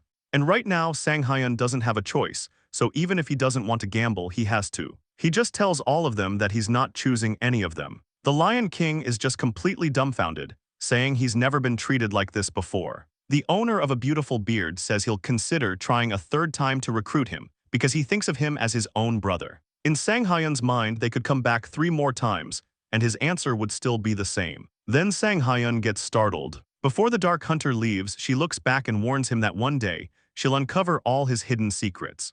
Then she just poofs away. Sanghyun just says that this is going to be troublesome. Even though he really doesn't want to deal with any of this, he knows it can't be helped. He knows he'll have to be super careful around constellations from now on. After all that, he checks his phone and realizes the time. It's 11:25 p.m., and if he doesn't leave now, he's going to be late. He's aware that the monsters from the next rift are going to be kobold packs. And just like Cerberus, they're in that dog and wolf category, so there's no way he's missing out on that jackpot. He knows that doing 3 runs a day isn't going to be easy, but he's hyped to just keep grinding until even the mythical constellations have to take notice of him. Near Jamsil Station, in the quest area, inside the Player Association's Rift Management Bureau, a woman is just answering the phone. She's completely surprised by what she's hearing. She just can't believe it. A rift has just appeared at some random exit of Bupyeong Station. Someone is ordering all available combatants to mobilize immediately. She confirms the situation with the person on the other line and tells her they'll request help from nearby players. But the person on the other end informs her that someone is already there fighting. She just can't believe it. The woman on the line tells her again that there's a player already in there. She asks how that person even got there in the first place. The woman just replies that she has no idea, but this person is fighting all the monsters by himself. She replies that fighting alone is way too dangerous. She advises them to just evacuate immediately. But the woman on the line replies that the player doesn't look like he's in any danger at all. And this player was, of course, none other than Sang Hyeon. So the rift between reality was created 11 years ago after the first breakdown. And unlike dungeons or gates, it's just a totally unpredictable disaster where monsters can just pop into our world. The rift has just formed and a bunch of kobolds are just walking through. But surprise, Sang Hyeon is already there waiting for them. So yeah, this situation wasn't unpredictable for him at all. Rewind to 10 minutes ago, he's just leaving the station and he's already expecting this to happen. When he looks to the side, he sees it. A rift just tears open in the middle of the street. He knew that the rift was going to start right here. And there's a specific reason why he remembers it so clearly. Because this particular rift was a complete and utter tragedy. It caused a massive number of civilian casualties. But since he's here now, he's not going to let that happen. He just tells himself that it's a good thing he regressed. Sang Hyeon grew up in an orphanage and doesn't even know what his parents look like. But because of that, he's never really felt sad or depressed about it. But he does know how sad it is to lose someone. So he's never forgotten about those tragic incidents. Just then someone arrives and asks him if he's okay. That whole experience gave Sang Hyeon a new objective besides just getting stronger. The kobolds then let out a loud, angry growl. Because of his Age of Dogs and Wolves skill, all the kobold warriors are just intimidated. They just freeze up and let out a low growl. Sang Hyeon can tell his skill is working, but it's not having the same effect as it did on Cerberus. He just assumes that it's because of the moon. The moon has been completely covered by clouds, so the kobolds aren't in total obedience mode. But he thinks that actually makes it better for him. The kobold just growls again. So Sang Hyeon decides to use this as a chance to test out his new skills. And full charging has been activated. In one swift move, he just slashes right through the kobold. The other monsters are just surprised when a vortex just appears and blasts them all away. Knockback Burst uses 27 mana to just push an opponent backward. The success rate and distance are all based on the opponent's skill resistance, and he can use all his mana to boost both the success rate and the knockback distance. The kobolds are just getting pushed backward. Every single one of them is just caught up in the vortex. Even Sang Hyeon didn't expect the knockback to have such a large area of effect, and when he combines it with full charging, it's actually pretty damaging. It's more than enough for an AoE attack, and his high luck stat is also boosting his crit range. His crit range is from 120% to 600%, but since the kobolds didn't die in one hit, it wasn't a lethal strike. So he just attacks again, this time with the intention of doing maximum damage. While he's in the middle of his little killing spree, a car just rushes to the scene, and 2 men just hop out. The civilians who were hiding nearby all notice them. They introduce themselves as being from the Player Association, and they're looking for the person who called. This guy is Lee Hyun, a level 110 rank B+ player. The woman who called just points to where all the monsters are. While he's talking to her, his colleague gets his attention. This other man, Lee Young, a level 90 rank B player, suggests that he check out the situation first. And they are both completely shocked by what they see. A large kobold is just attacking Sang Hyeon. These guys take out their weapons because they just assumed this was a kobold rift. But just as they're about to attack, Sang Hyeon yells at them not to come any closer, because he plans to take this thing down all by himself. And face-off has been activated. There are no allies within a 5-meter radius of the target, which means his abilities are now boosted by 20%. Then Sang Hyeon activates Psychedelic, which just strengthens his body and makes him even faster. The large kobold just raises its weapon to attack. But Sanghyun is just thrilled to finally try out his knockback burst, combined with all his other skills. He's just super curious to see what will happen. With a single strike, the kobold is just blasted away. Its eyes go wide as it's just sent flying through the air. It then hits the edges of the rift and just gets completely electrocuted. After it's been thoroughly fried, it just falls back to the ground. The two players are just completely dumbfounded by what they just witnessed. They knew it was Sanghyun. Sanghyun just replies yes, and asks if they're from the player association. He then apologizes for treating them so rudely earlier. They just reply that it's fine, because it's thanks to him that there were no casualties. He just replies that it's fine, since he was just passing by anyway. Hyun just guesses that Sanghyun is going to go into the rift, and he asks how he knew. Hyun just replies that he's heard it's what most upper-level players do, and he wants to come with him. Young definitely didn't expect that from his partner. Hyun promises Sanghyun that they won't get in his way. They just want to see him hunt.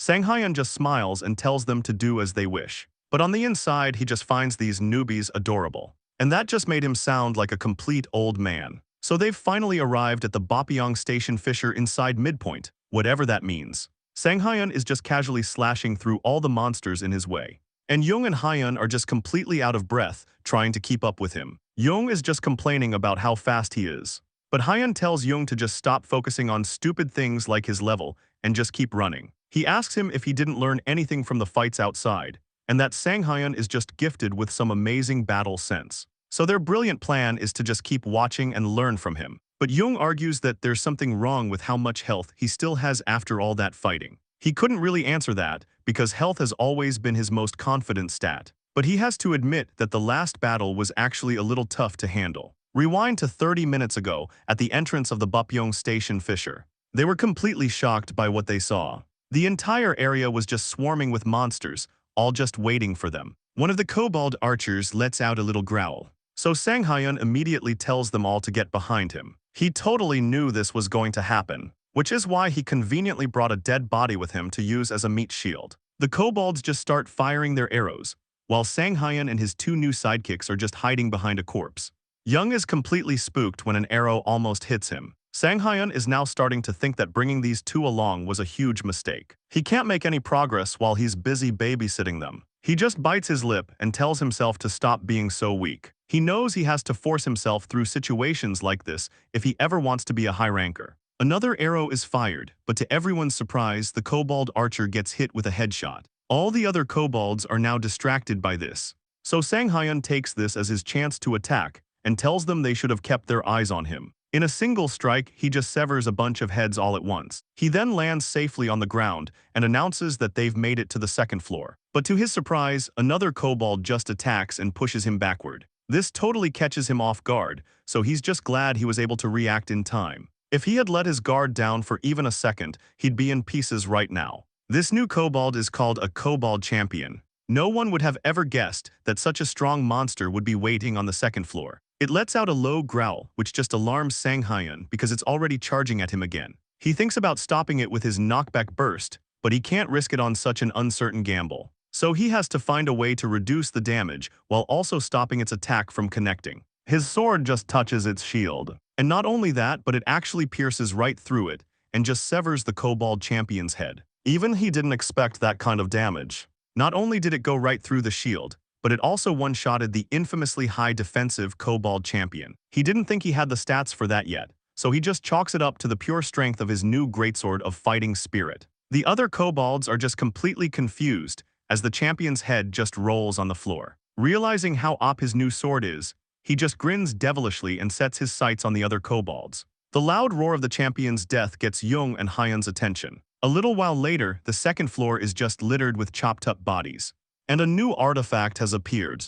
It's the Shoes of Rapid Movement. It's a pair of boots that apparently contains the urge of an assassin who wants to be fast. So edgy. It also has a blessing from the Earth Spirit, which makes him 3 times faster on unworked grounds. And in all other situations, he's just 2 times faster than normal. Sanghyun just puts them on, saying they came at the perfect time. Kobolds are apparently more possessive than goblins, so they usually carry artifacts on them. The shoes fit him perfectly. He's just so glad they fit him so well. But then he jokes that he hopes he doesn't get athlete's foot from them. But with these, the raid should be way easier. And on top of all that, Jung and Hyun were actually able to hold their own. They managed to finish off all the kobolds on the first level by themselves. Sang Hyun has to admit that they're actually better at fighting than he expected. This makes him think that this raid is going to be way easier than he thought. With his 5 silver, 4 gold, and 1 platinum artifacts, all of it is worth more than 150 million. And on top of that, killing all these kobolds has filled his health back up. He's really liking the effects of his clever hunter title, which restores his stamina for every monster he kills. But suddenly, he just stops in his tracks. He feels a disgusting aura. He's just entered the Baepyeong Fisher Central Room, King's Treasure. He's confused when he sees something sparkling in front of him. And it's a literal mountain of treasure right in front of him. He feels a little bad about saying it, but he's thinking of just grabbing everything and retiring. He's so blinded by all the treasure that he's thinking of just forgetting about his goals and just doing whatever he wants. But unbeknownst to him, someone is just lurking in the shadows. Someone then fires a crossbow at him. This makes all the treasure just scatter everywhere. Sang Hyun just evades the sneak attack and immediately counterattacks. The kobold just growls. Sang Hyun says that he's getting tired of this same old pattern. When he tries to slash it, the kobold just jumps out of the way. He didn't expect it to be able to dodge at that range. He senses that it's like the kobold was luring him in on purpose. This kobold is the final boss, the Emperor Kobold King. It lets out a little laugh, and while it's falling, it aims its crossbow right at him. So Sang Hyun is immediately alarmed, and the crossbow is fired. Sang Hyun is forced to use his full charging skill just to dodge it. He's realizing how dangerous this thing actually is. If he hadn't dodged with full charging, he would have a new hole in his body right now. He lands safely on the ground, and he's just learned how cunning this little bastard really is. It then just grabs another arrow from its back. Sang Hyun is just finding this whole thing super annoying. Just then Hyun and Jung finally rush inside. From the looks of it, they can tell that Sang Hyun has already started the party. They apologize for being late. They're immediately spooked when they see the final monster. And thanks to the Kobold King's King Gaze, the overwhelmed debuff has been applied to them. They just can't believe this boss. They literally can't move their bodies because of it. But our boy Sang Hyun just charges right at it. He's even trash-talking it, asking how it dares to look away while they're fighting. His recovery level 1 skill has been activated. And thanks to recovery, the overwhelmed debuff has been cured. The kobold sees him coming. It uses its crossbow to deflect his attack, but it still gets injured. But due to the Kobold King's skill resistance, his Demon Bash didn't activate. So even though he created an opening with his recovery skill, the stun just didn't go through because of the stat difference. But at least the overwhelmed debuff was removed. He realizes that if it can affect 2 level 100 players like that, then it's way stronger than the Goblin Lord. He didn't understand it before, but this time he's definitely going to get his hands on it. He's getting super hyped up to attack. The Kobold King then just takes out a bunch of arrows all at once. This actually surprises him. The Kobold King then uses a skill called Indiscriminate Barrage and just fires a ton of arrows at him. He's just amused by this little bastard. After that attack, the Kobold King just steps back and observes for a bit. Sang Hyun can tell that this one is actually smart, unlike all the other mindless mobs he's fought. But the infinite arrows are just completely insane. It's already figured out that it needs to keep its distance from his full charging skill, and it's trying to turn this into a war of attrition. He also knows that the bastard's Overwhelm has a shorter cooldown than his own recovery. And if the Kobold King figures that out, he's basically dead in the water. So he absolutely cannot let this turn into a long, drawn-out fight. He's just thinking that if he had a way to do damage from a distance, this would be way easier. But then he thinks of something and finds his answer. Hyun asks Jung if he's alright. Jung replies yes, and says he's never been hit with a status condition like that before, so it just caught him off guard. They're both just watching the fight in front of them. Hyun comments that it's surprising how Sang Hyun is even holding his own. This makes them wonder if he has some kind of healing abilities. Hyun replies that it's not impossible for him to have 1 or 2 of them. But deep down, he just can't shake his anxiety about this whole situation. Then he finally sees it. The arrows are literally guiding Sang Hyun deeper into the room. He regrets not noticing it earlier. He immediately informs Sang Hyun that it's a trap. Meanwhile, Sang Hyun is just taunting the Kobold King, asking if it's done shooting yet. He lands on the pile of treasure and just sinks into it. The Kobold King grins, aims its crossbow at him, and just lets an attack fly. Sang Hyun sees it coming, but he can't move, so it just hits him right in the torso. Sang Hyun is about to fall over. This just makes the Kobold King grin even wider. But it's completely surprised when Sang Hyun just calls it a dumbass. He tells it that it's not the only one with a few tricks up its sleeve. The system then informs him that thanks to sacrifice, the attack was completely nullified and his HP has been restored. He tells the Kobold King that it should have noticed when he was just tanking all its attacks without fighting back. Then he says it's his turn. He activates Psychedelic and just charges forward. He then combines his skill with Knockback Burst. The Kobold King lets out a loud, pained roar. Hyun and Young's jaws just drop when they see all the gold coins get shot out like shotgun shells.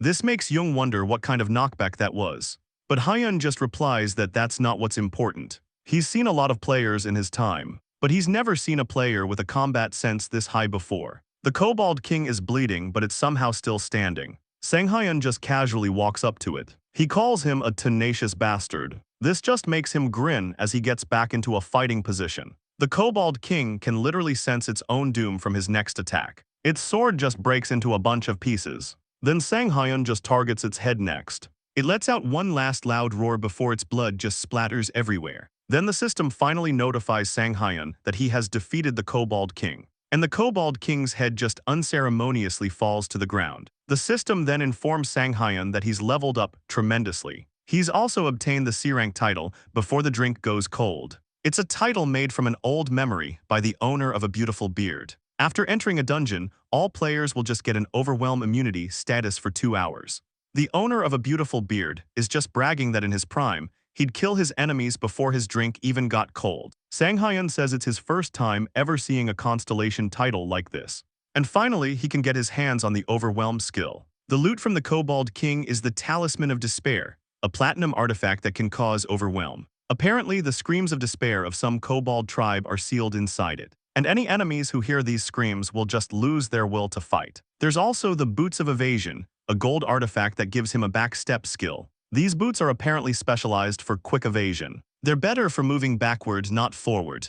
For any opponent who isn't careful, it could be a good opportunity to strike. Next up was the Necklace of Searching, another gold artifact that brings a search skill. It's a necklace that was made specially for the Kobold King, who needed to know if any enemies were nearby. This necklace lets the user mark any enemies within a 100-meter radius with a red mark. Sang Hyun can already tell that these items are going to be super useful. He decides to just take them with him and eat them when he gets a chance, because those two are just staring at him. They call out to him, and he just asks what's wrong. They run up to him yelling that they need to get out, because the rift is starting to close. He just sighs because that actually got him worried for a second. But it's totally natural for the rift to close after it's been cleared. He can't understand why these two are overreacting, but then it hits him. He looks at the massive pile of treasure in front of him and wonders what's going to happen to all of it. He can't just leave it all behind, so those two have to literally drag him out. Back at the station outside the rift, a silhouette of people is seen coming out. The crowd is super glad to see them, but they're confused because Sang Hyun looks so sad. They're all just wondering what's wrong with him. Sang Hyun is confused when a mic is just shoved in his face. It's that reporter Jong Min, and his whole film crew is right behind him. He tells Sang Hyun that he's the hero who saved the station and asks for his message. Sang Hyun just lets out a nervous little laugh. Meanwhile, in some basement training room, a woman is just summoning 3 rank B golems. She's a player from the Korea Player Association, and her name is Cho Lee Hyun. She's a level 120 B+ rank summoner-type mage.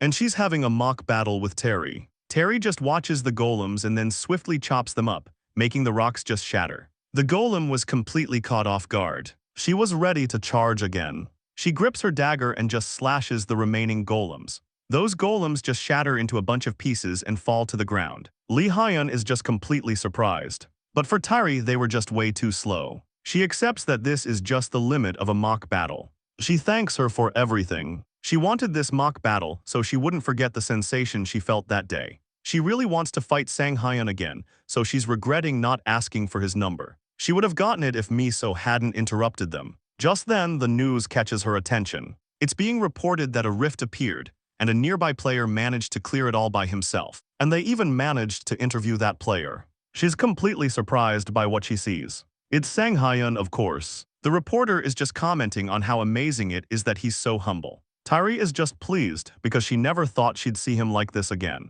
Jong Min is interviewing Sang Hyun about his opponent, since the Player Association estimated it to be level 150. He was super underleveled compared to it, so they assumed it would be impossible to beat it by himself. He just replies that while level is important, he doesn't think it's the deciding factor in a fight. Tyree totally agrees with him, and based on his response, she can tell he's well aware of his own capabilities. She's noticing a certain maturity in him, as if he's been through a lot as a player. This is making her super curious about who his master is. She knows that it's possible a combat lord constellation would approach him. Or maybe Sanghyun has already contracted a god just like her. The next day at Sanghyun's house, all his new artifacts are just laid out in front of him. He enters the gap of consciousness. With all these new artifacts, he'll now have the skills Overwhelm, Search, and Backstep. All of them are super useful skills, and he thinks it's all thanks to his high luck stat. He's just so happy to be growing just as he planned. Once the age of players began, most warriors had this one image attached to them. Strength is everything for warriors, and they just couldn't move away from that stereotype. With the appearance of new and stronger monsters, warriors who only focused on strength started to become obsolete. Just when warriors were starting to lose hope, that's when it happened. The appearance of the sword demon, Du Jiangsu, just completely changed the game for monsters. He got rid of his heavy armor in exchange for extra dexterity, and just made up for his lack of defense with improved evasion. Instead of pure strength, he focused on skills with high utility. In other words, he could just do everything in any situation. He was considered an all-rounder warrior because he created that new style. Although Sanghyun never followed that path because he was too stubborn, he's vowing to be different this time. The artifacts are now ready to be absorbed. They've turned into mushroom soup from a fresh kobold forest and black pepper steak from an intense kobold plains. This just makes him drool. He thinks this is something the Kobold King itself would have eaten. He thought it would just prioritize efficiency, so he's surprised that it knew so much about food. But he's puzzled when there are only 2 dishes. Then an ominous-looking dish just appears. It's seasoned larvae from a fresh cobalt swamp. Yum. And that just made him take back everything he just said. A super fancy car is just driving by, and Sanghyun is the one behind the wheel. He loves his new, modern car, even though he still thinks it's a little crazy to own one. Ideally, he'd only want to spend his money on artifacts. But last week, during the Rift incident, he learned his lesson. People just kept staring at him. He likes attention, but not that kind of attention. Because of that, he swore he'd never take public transportation ever again. Suddenly, his phone starts ringing. It's Kim Jae-hee from the Player Association. He answers, and Jae-hee asks if he'll be joining the Silent Ground raid, since it's the first day. He just says he's already on his way. Jae-hee then tells him that another staff member will guide him when he gets there. This just makes Sanghyun realize how fast time has been passing. While he's checking his results so far, he notices how focused he's been on just training. It's already been a week since he returned from the Rift. He's super eager to test out his new skills. But then he notices something unusual. There's a massive traffic jam. At this time of day, there shouldn't be any traffic at all. He even planned his trip specifically to avoid rush hour. His face just sours when he realizes it's going to take a while to clear up. He's wondering if maybe another rift has appeared. Then his eyes go wide. He sees a man being interviewed near a rift. As he looks closer, he realizes that it's Du Jiangsu. Dungeon number 21 has just appeared at the Yodo crossing. A bunch of fans on the side of the road are just cheering loudly for Jiangsu. The female reporter notes how popular he always is and asks how it feels to be so loved. With a calm, almost indifferent look, he just says, "It's an honor." The reporter just frowns at his super half-hearted response. In her mind, being popular is no excuse for being lazy. She presses him further, asking about his raid strategy. He just answers bluntly, "It's always the same. Cut down monsters, that's all." His reply completely catches her off guard, but for some reason she finds it charming. His blunt honesty just has its own appeal, I guess. The cameraman has to remind her to stay focused. Then they notice Sanghyun just peeking out of his car window. Some people in the crowd are wondering if Sanghyun has come here to spy on Jiangsu. He realizes too late that he's been starring without thinking and has drawn a bunch of attention. To make it even worse, his face is already super well known. Someone in the crowd is calling this a special event, like a meeting between a god and a human. They're even describing Sanghyun as the challenger to the throne of Ghostblade. A man then leans over and whispers to Jiangsu, telling him that Sanghyun is the player who just cleared a rift by himself. He adds that there are rumors that Sanghyun uses a sword style that's similar to his. Jiangsu just smirks and says he already knows who he is. The reporter then turns to Sanghyun, asking why he's come all the way here. They're asking if he's here to challenge Jiangsu. He just quickly denies it. Then they notice his new car and start questioning why he changed it, and even ask how much it cost. Sanghyun is feeling super uneasy. This is not the kind of attention he wanted, especially not from Kyung-soo. As he's thinking about how to handle this, he notices Kyung-soo is already staring at him and smiling. That smile just completely throws him off. Is Kyung-soo actually looking down on him? The reporter presses him again, asking if this is a full challenge or just a one-time thing. Sang Hyun doesn't understand what the grin means, but to him, it feels lucky to even witness it firsthand. Seeing Jeong-soo like this just makes him realize how far he still has to go. Jeong-soo then tells the man beside him that it's time to leave. In his mind, he's reflecting that he's met a lot of ambitious players, but Sang Hyun just feels different. Sang Hyun also realizes that Jeong-soo wasn't looking at him with admiration, but as someone he needs to surpass. Jeong-soo remembers his name and says he's looking forward to meeting him again. Back at dungeon number 66, codenamed Silent Ground, Sang Hyun has finally arrived. He's just thinking about Young-soo's presence and how even while standing still, he showed no openings. This just makes him realize that the higher the target, the greater the thrill of the chase. He's feeling super fired up to catch up to him at full speed. Suddenly, a woman's scream just gets his attention. She's shouting at someone nearby, which makes Sang Hyun glance in their direction. She's complaining that they were supposed to raid Silent Ground today. She's demanding to know why it's suddenly Sang-yong's turn. Sang-yong just walks over and asks if something's wrong. The staff looks completely shocked to see him, while the angry woman is thinking his timing couldn't be worse. She just snaps at him, saying that just because he's a top-ranked player doesn't mean he can do whatever he wants. She's scolding him, saying that even among players, there should be some basic decency. Sang-yong is just relieved to confirm that he didn't get the date wrong. He had doubted his own memory and was worried he might have been mistaken. But then he remembers this is the day his friend lost his younger sister at Silent Ground. And that furious woman is her. Still, he never imagined she'd be so outspoken. Her personality is nothing like her quiet brother's. Sang Hyun just figures it must have been tough for his friend, growing up with a sibling like that. Even so, he knows he can't back down now. He just looks her straight in the eye and replies, so. He's choosing to just come off as strong. He tells her that no matter how unfair she thinks it is, she has no right to talk to him like that. He explains that he's here according to the schedule set by the association. So what exactly is the problem? With that, he just turns and heads toward the dungeon. The woman just shouts furiously for him to stop. Others have to literally hold her back as she's struggling and screaming. She threatens him, saying she knows who he is, and tells him to watch his back. Sang Hyun just sighs, wishing he had just taken the day off instead of dealing with this headache. At the entrance to Silent Ground, he finally steps inside. The stench of rot immediately greets him, just as you'd expect from a dungeon full of monsters. Suddenly, the ground just cracks open right beneath him. A hand shoots out from where he was standing, followed by the rest of the monster's body. Its head is just a wide, gaping mouth. Every monster in this dungeon is just undead. It clutches his leg with both its hands. A system message then appears. You have been inflicted with the status effect Silence by the ghoul's attack. Skills disabled for 0 seconds. He's just completely stunned. A single touch was enough to trigger the silence debuff. Quickly, he draws the sword from his back and just drives it right through the monster. But more of these creatures just immediately crawl out of the ground, all rushing him at once. Sang Hyun knows he can't afford to get hit, and he has to conserve his skills. That means this battle is just going to come down to the fundamentals.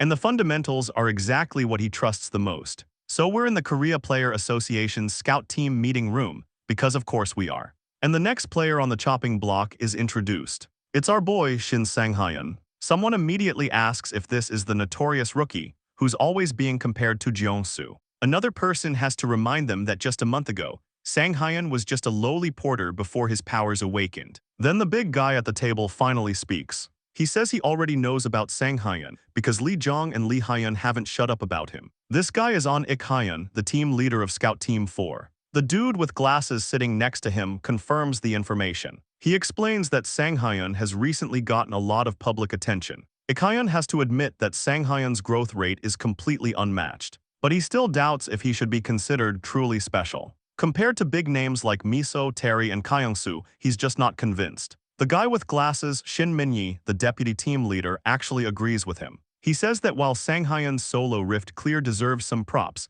they can't really judge how dangerous it actually was. Because of that, they need to be super cautious when they're assessing his achievements. He even suggests that Sang-hyun might just be really good at manipulating the media. Someone in the room immediately objects, and Min-yi's temper just flares up. The whole room just gets super tense. This is apparently the 100th time this guy has interrupted him. She always cuts him off before he can even finish his thought. So Minyi just snaps and tells her to shut up. But then Ik-hyun asks if she has something to add. She stands up, apologizes for interrupting, and just says yes. Ga-hye reveals that she's been personally tracking Sang-hyun. As the team's strategy scout, she's been collecting data on him for the past few days. And even though it'll take a while to go through all of it, she insists that it's worth it. According to her, this is the only way they'll understand that Sang-hyun is not just some ordinary player. She pulls up a chart of a typical player's growth curve, with the level cap set at 50, which is where she thinks Sang-hyun is at. Then she switches the screen,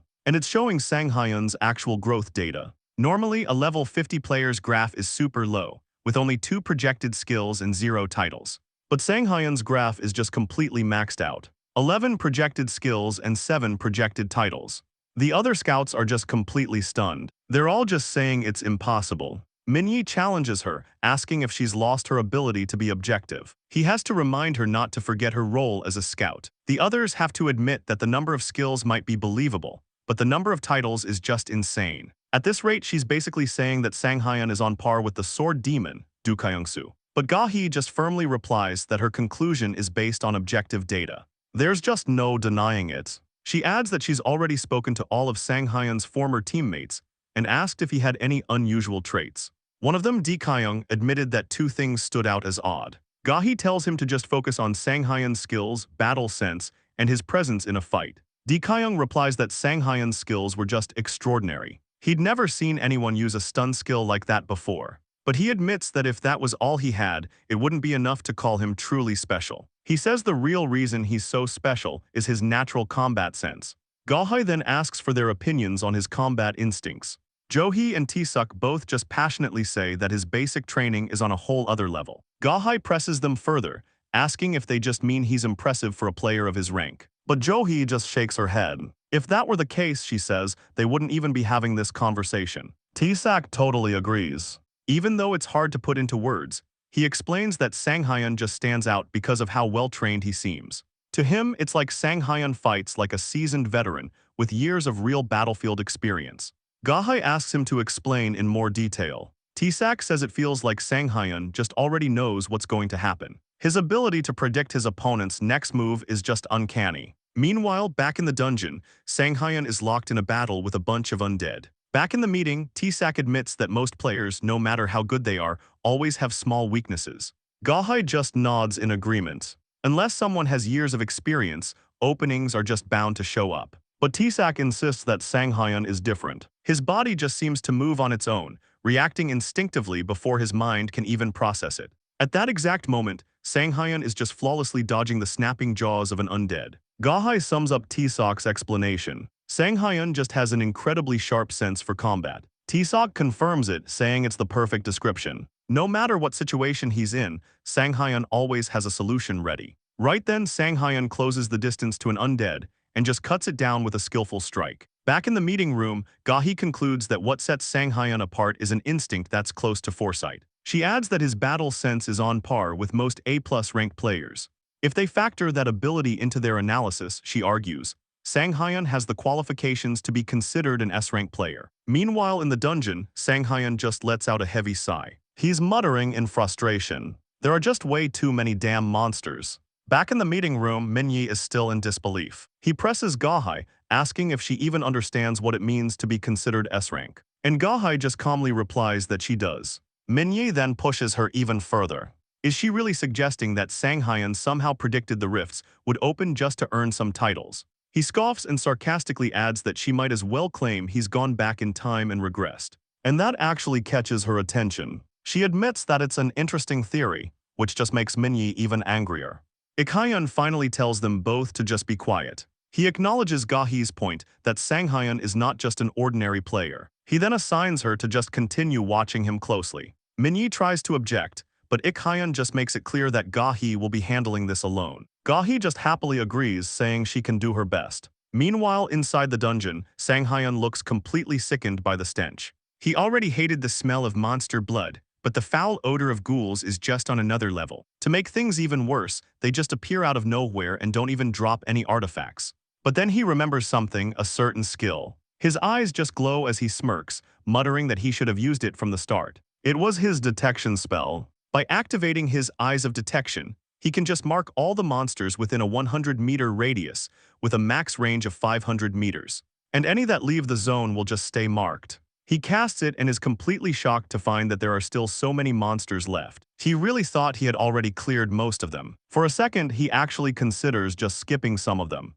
Then he spots something small, a flying insect. He's wondering if even a fly can count as a monster. But since it was marked, the answer is yes. Then it just suddenly explodes, a suicide fly. He manages to react just in time, escaping with only some minor burns. If he hadn't, he might have just lost a hand. He knows now that if these suicide flies are around, there have to be magician-type monsters nearby. Soon, more of these flies are just swarming him from all directions, all exploding at once under the control of several magician monsters.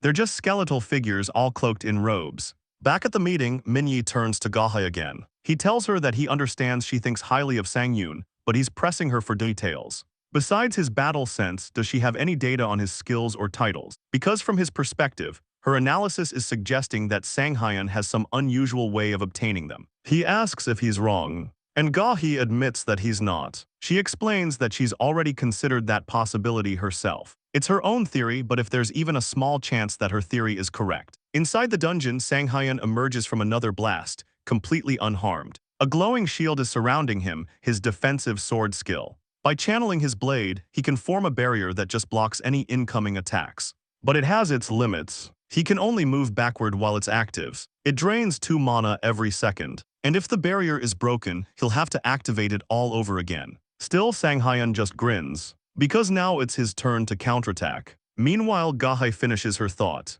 She declares that Shin Sang-hyun could be a player who is beyond normal comprehension. So a few days earlier, in some random underground training room, a bunch of arrows are being shot, and Sang-hyun is just casually deflecting them with his sword. It's apparently already been 3 days since he started this little training montage. Normally, besides just eating artifacts or having some broken unique ability, getting new skills is pretty simple. You just have to grind. By following the known training paths, it was actually pretty easy to pick up passive skills. But active skills like his full charging needed a completely different approach. For those, you needed a super strict routine and just consistent practice. And since the conditions were so specific, most players would never share that information. Finding them usually just came down to pure luck. But that's only true if you don't have years of experience to just guide you. Back inside the dungeon, after Sang-hyun used his defensive sword skill, the magician-type beasts are now wary and curious. So they just produce even more of those suicide flies. The swarm just swirls right toward him. He's thinking about how valuable this defensive sword skill actually is. It apparently took him a lot of effort to even find it. As a defensive skill, it's incredible. But the drawback of not being able to move forward while using it is just way too limiting. A bunch of explosions just shake the whole area, filling it with thick black smoke. Then just cutting right through the haze, Sang-hyun emerges. In the blink of an eye, he's already closed the distance to the magician-type monsters. Grinning, he just mutters that rules were always meant to be broken. The robed skeletons are now in a full-blown panic. With a gesture, they just summon a bunch of green flames, the Inferno spell. The fire just expands super rapidly, surrounding the entire battlefield. But Sang-hyun doesn't even slow down. He just tells them that it's already too late. Spinning on his heel, he just cuts right through them with a clean slash. One single figure, completely clad in armor, is just standing in the distance, watching as the magician beasts just burn. Then a crystal appears. It's a purple magic stone, a super rare drop. A high-grade stone like that could easily sell for 100 million. The tougher the dungeon, the better the rewards. He decides to just collect it later, after he's cleared the whole place. For now, he's just moving quickly toward the dungeon's center. With his detection skill active, the system notifies him that only one monster remains. This actually surprises him. Where did all the other mobs go in such a short amount of time? And where is this last monster even hiding? A chill just runs down his spine. He realizes that something is right behind him. It's too late to react properly. He can't even tell which direction it's going to strike from. He has no choice but to just take a gamble. He just jumps, praying that his decision was the right one. The ground right beneath him just completely shatters. He definitely didn't expect that. Now he understands why all the other monsters just disappeared. They hadn't been defeated. They had just fled. Because of this thing right here, a monster that doesn't care if it's facing friend or foe, it just kills everything. The Death Knight. It swings at him while he's still in midair. He's wondering why it's here instead of just guarding the dungeon's center. Just standing in front of it, Sang-hyun feels the truth. This is the monster that killed his friend's sister, the mid-boss, the Death Knight of penance and rage. He just clenches his teeth, determined not to let history repeat itself. Summoning every last ounce of his strength, he raises his blade and just blocks its strike. The clash nearly just overwhelms him. The Death Knight's strikes are just unbearably heavy. Every single blow is forcing Sang-hyun backward. Unlike the other ordinary undead, the Death Knight is exactly what its name implies. A knight born from death itself. To be precise, it's a monster that's created when the soul of a fallen knight is bound to an undying body. Its main ability, Swamp of Silence, is just always active. Anyone who touches the aura beneath its feet will just be immediately silenced. Because of this, the association once judged that dungeons like Silent Ground would be much easier if they were cleared by parties with ranged fighters. Using the ghouls in the dungeon as a reference point, they estimated the dungeon's difficulty to be around level 120. That, however, was the association's greatest mistake. The Death Knight's true threat wasn't the swamp. It was the knight's soul itself. When the soul of a highly trained knight merges into its body, the danger level of a Death Knight just skyrockets. After this truth finally came to light, Silent Ground's difficulty rating had to be reevaluated. The Death Knight that ruled within it was later ranked somewhere between A+ and S. The Death Knight just slams him into the ground. Sang-hyun just coughs up some blood, his chest burning. For the first time, he feels like he might actually die here. A faint blue glow just spreads across his entire body. He just grits his teeth, completely furious. Every time he gets close to death, his old habits just resurface. In danger, his first instinct is always just self-doubt. And he knows that if that continues, he'll never be able to change. He then calls out the Death Knight's attention. He just glares at the looming figure, taunting it to come at him with everything it has. The Death Knight doesn't move, but its expression just twists, clearly enraged. Thank you all for watching. You can also support by just liking the video and being awesome.